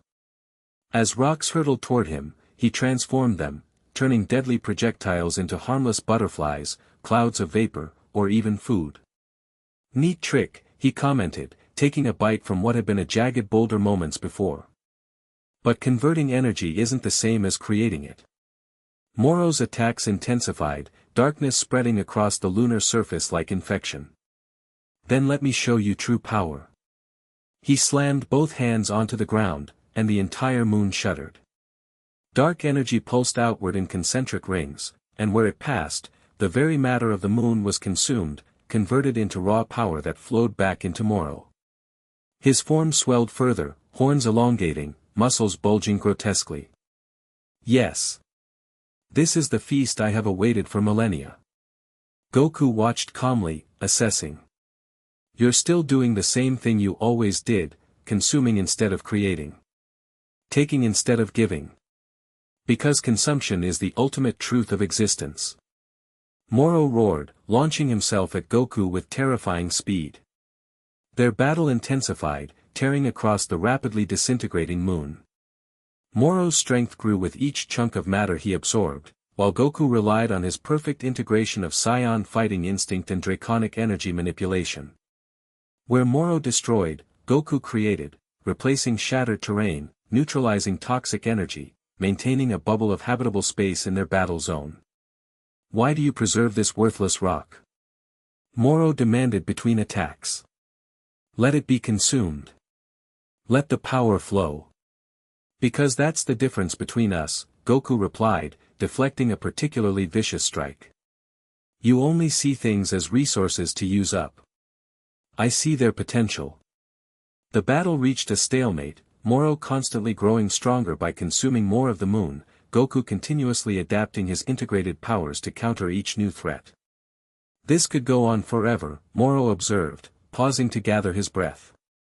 Each time I grow stronger, you find a new way to resist. Not forever, Goku corrected. You're running out of moon to eat. And without consumption, your power fades. Moro's eyes narrowed with cruel calculation. Then I'll need to expand my menu. Without warning, he tore open a rift in reality, similar to how Chronos traveled between dimensions. Through it, Earth was visible, peaceful and unaware of the battle raging across the cosmos. No! Goku shouted, immediately understanding Moro's intent. Yes, Moro hissed. Your precious homeworld will make a fine appetizer. Then perhaps Universe 7 itself for the main course. He began to step through the portal, but Goku moved faster, tackling him away from the rift. They tumbled across the lunar surface, grappling for control. You won't touch my home, Goku growled, his azure gold aura flaring brighter. I'll consume everything you love, Moro promised. Then, when you're broken by loss, I'll extract the dragon essence from your weakened form. Something shifted in Goku's expression, a hardness rarely seen on his usually cheerful face. You know, most of my enemies eventually get a chance at redemption, he said, voice deceptively casual as they circled each other. Vegeta, Piccolo, even Frieza got to come back and help save the universes. I generally believe anyone can change if given the chance. How touching, Moro sneered. But you, Goku continued, you had that chance. You were a supreme Kai, a creator, a nurturer. And you chose to corrupt that purpose, to consume instead of create. Even now, after everything, all you can think about is taking more. His aura stabilized into something new, a perfect harmony of Scion power and dragon essence. His expression remained calm, but his eyes held absolute determination. I think it's time I showed you what true creation energy can do. Goku raised his hands, golden azure light gathering between them. Unlike his typical energy attacks, this wasn't destructive ki but pure creative force, the fundamental energy that shaped existence itself. I wish for your powers to be sealed, Moro, permanently. The wish energy shot forward, engulfing the fallen Kai. Moro screamed, trying to consume the power as he had consumed so many worlds, but this energy was fundamentally different, it didn't destroy or feed, it transformed. Golden light wrapped around him like chains, sinking into his very being. Moro fell to his knees as his monstrous form began to shrink, dark energy draining away until he resembled his original Kai appearance, small, gray-skinned, without the goat-like features of his corrupted form. What have you done to me? He gasped, trying desperately to access his powers and finding nothing. Goku staggered slightly, feeling the familiar drain of having granted a significant wish. Memories flickered and faded, the techniques he'd learned during his time training in Otherworld with the Grand Kai, gone forever as payment. I sealed your powers, he explained, regaining his composure. Not just the ones you stole, but the original divine abilities you corrupted. You can never consume energy again. You can't do this. Moro raged, his voice now just a shadow of its former power. Kill me if you must, but don't leave me, ordinary. Death would be easier, Goku acknowledged. This is justice, you'll live out your existence without the ability to harm others through consumption. Maybe you'll finally learn there's more to life than taking. He opened another portal, this one leading back to the nexus of realities. With a simple gesture, he lifted the diminished Moro and carried him through. They emerged before the council, where Vegeta, Whis, and Karn waited anxiously. The original deities observed with expressions that might have been approval, though their cosmic faces were difficult to read. Moro, Chronarch intoned. Once again you stand before this council, diminished and defeated. What will you do with him? Goku asked, still holding the weakened former Kai. He will be contained in the prison of fallen divinity, Quintessa answered. Where all corrupt deities are kept. A portal opened in the chamber floor, revealing a realm that seemed composed of pure limitation, the antithesis of the cosmic freedom the gods enjoyed. "Please," Moro begged, suddenly pathetic. "Not there. Grant me death instead." "Death is release," Graviton rumbled. "Containment is justice." Without ceremony, Moro was drawn into the portal, his final cries cut off as it sealed behind him. A heavy silence fell over the council chamber. "You have completed the test, Son Goku," Chronarch finally announced. "And more. You have demonstrated not merely balance between your natures, but true integration." "Does that mean I passed?" Goku asked, feeling the drain from his wish-granting still affecting him. "It means," Luminos clarified, "that you have earned the right to carry the essence of Draconis. The throne shall remain empty in body, but filled in spirit through you." "The dragon scion," Elymas proclaimed. "Neither mortal nor god, but a new existence altogether." Vegeta stepped forward, supporting Goku as the wish fatigue made him wobble. "So you're letting him keep the dragon powers? Just like that?" "Not just like that," Cognos corrected. "He will be monitored. Guided when necessary. The Wish Wardens will serve as his protectors and advisors." Karn bowed deeply. "It will be our honor." "And what about Kronos?" Goku asked. "He seemed pretty set on getting rid of me." "Kronos serves time," Chronarch explained. "He resists change by nature. But he will accept the council's judgment." The Time God himself appeared from a fold in reality, looking distinctly displeased but resigned. "The council has spoken," he acknowledged stiffly. "I will observe, but not interfere, unless you abuse your powers, Dragon Scion." "Fair enough," Goku agreed easily. "I could use someone keeping me honest anyway." Whis approached, staff glowing as he examined Goku's condition. "The wish you granted against Moro took a significant toll. What did you lose this time?" Goku concentrated, searching his memories. "My training in Otherworld, the techniques the Grand Kai taught me. They're gone." "A substantial sacrifice," Whis noted. "Yet you made it without hesitation to protect Earth and seal Moro's powers." "Worth it," Goku said simply. "The council has one final question," Chronarch announced. "Now that you have fully integrated the essence of Draconis, what do you intend to do with this power?" All eyes turned to Goku, awaiting his answer. He thought carefully before responding. "I'll do what I've always done, protect my friends and family, fight interesting battles, and try to keep growing stronger. The dragon stuff doesn't change who I am at heart. I'm still Goku." He grinned, his draconic eyes twinkling with familiar mischief. "Though I might grant a few wishes along the way, if they're good ones." "A simple answer," Cognos observed. "Yet honest." "Then go forth, Dragon Scion," Chronarch proclaimed. "Bear the essence of Draconis with wisdom. The council recognizes your unique existence." With formal acknowledgement given, the meeting concluded. Kronos opened a portal back to Earth, his expression still disapproving but no longer openly hostile. "I will be watching you, Son Goku," he reminded as they prepared to depart. "Come by for sparring sometime," Goku invited with genuine enthusiasm. "You look like you could use some fun." The Time God blinked in surprise, then vanished without response. Back on Earth, Goku's friends and family had gathered anxiously at Capsule Corp, awaiting news. When the portal opened and Goku stepped through, fully transformed into his integrated Dragon Scion form, cheers erupted. Chi-Chi rushed forward, examining his new appearance with a mixture of relief and exasperation. "More scales. And you're even taller now. I just finished modifying your clothes." Goku laughed, lifting her in a gentle hug. "Sorry about that. This is the final form, I promise."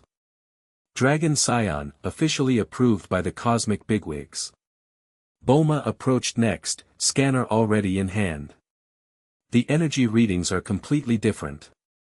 The fluctuations are gone, everything stable and integrated. Yep, Goku confirmed. No more accidental chicken tractors. Gohan studied his father thoughtfully. You seem different, Dad. Not just physically.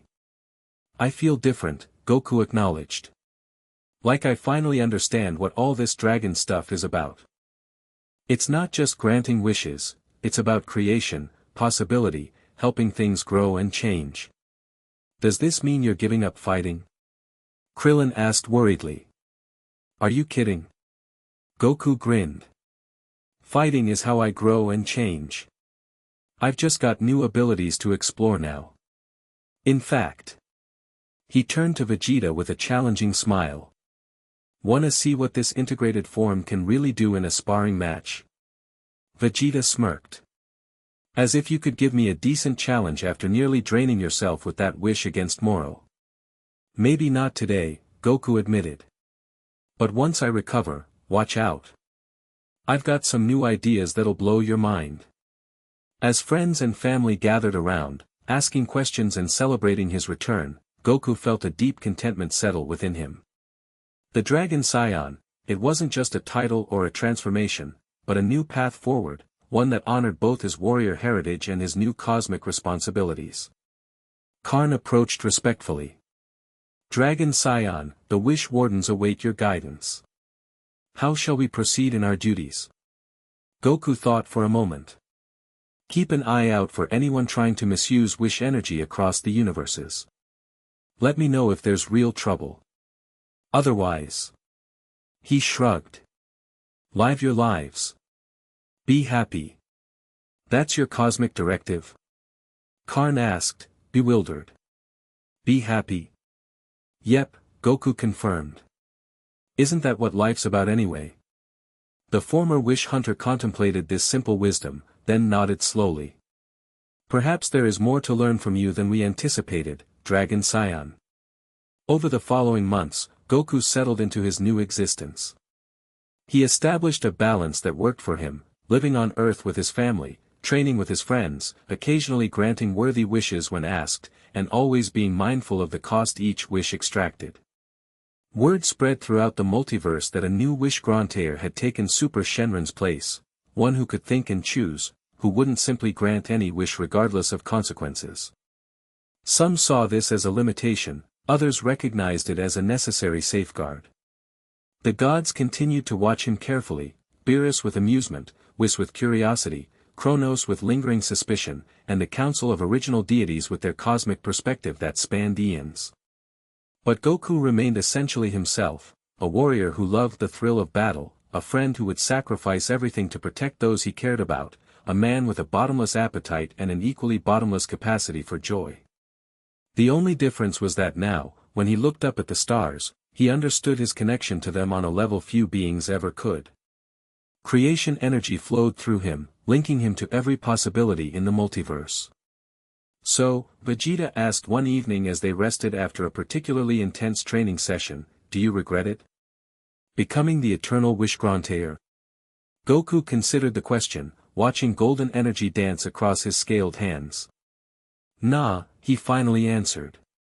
I've lost some memories, gained some responsibilities, but I've also got new powers to master, new challenges to face. What scion could ask for more than that? Vegeta snorted. Only you would see godhood as just another training opportunity. That's because it is, Goku replied with a grin. The way I see it, I've got eternity to keep getting stronger now. And so do you, if you stick around. Someone has to keep you in line, Vegeta retorted. These cosmic entities have no idea what they've gotten themselves into, giving you of all people the power of wishes. Goku laughed, then looked up at the night sky, his draconic eyes reflecting the starlight. You know what the best part is? There's still so much out there we haven't seen, haven't fought, haven't experienced. The adventure's just beginning. And as the two scions contemplated the stars, one a prince who had found purpose beyond conquest, the other a warrior who had transcended mortality without losing his humanity, the multiverse continued its eternal dance, forever changed by the presence of the Dragon Scion, the eternal wish grantayer who had once been simply Goku. The end. Thank you for watching this video. Please be sure to subscribe to our channel and like this video.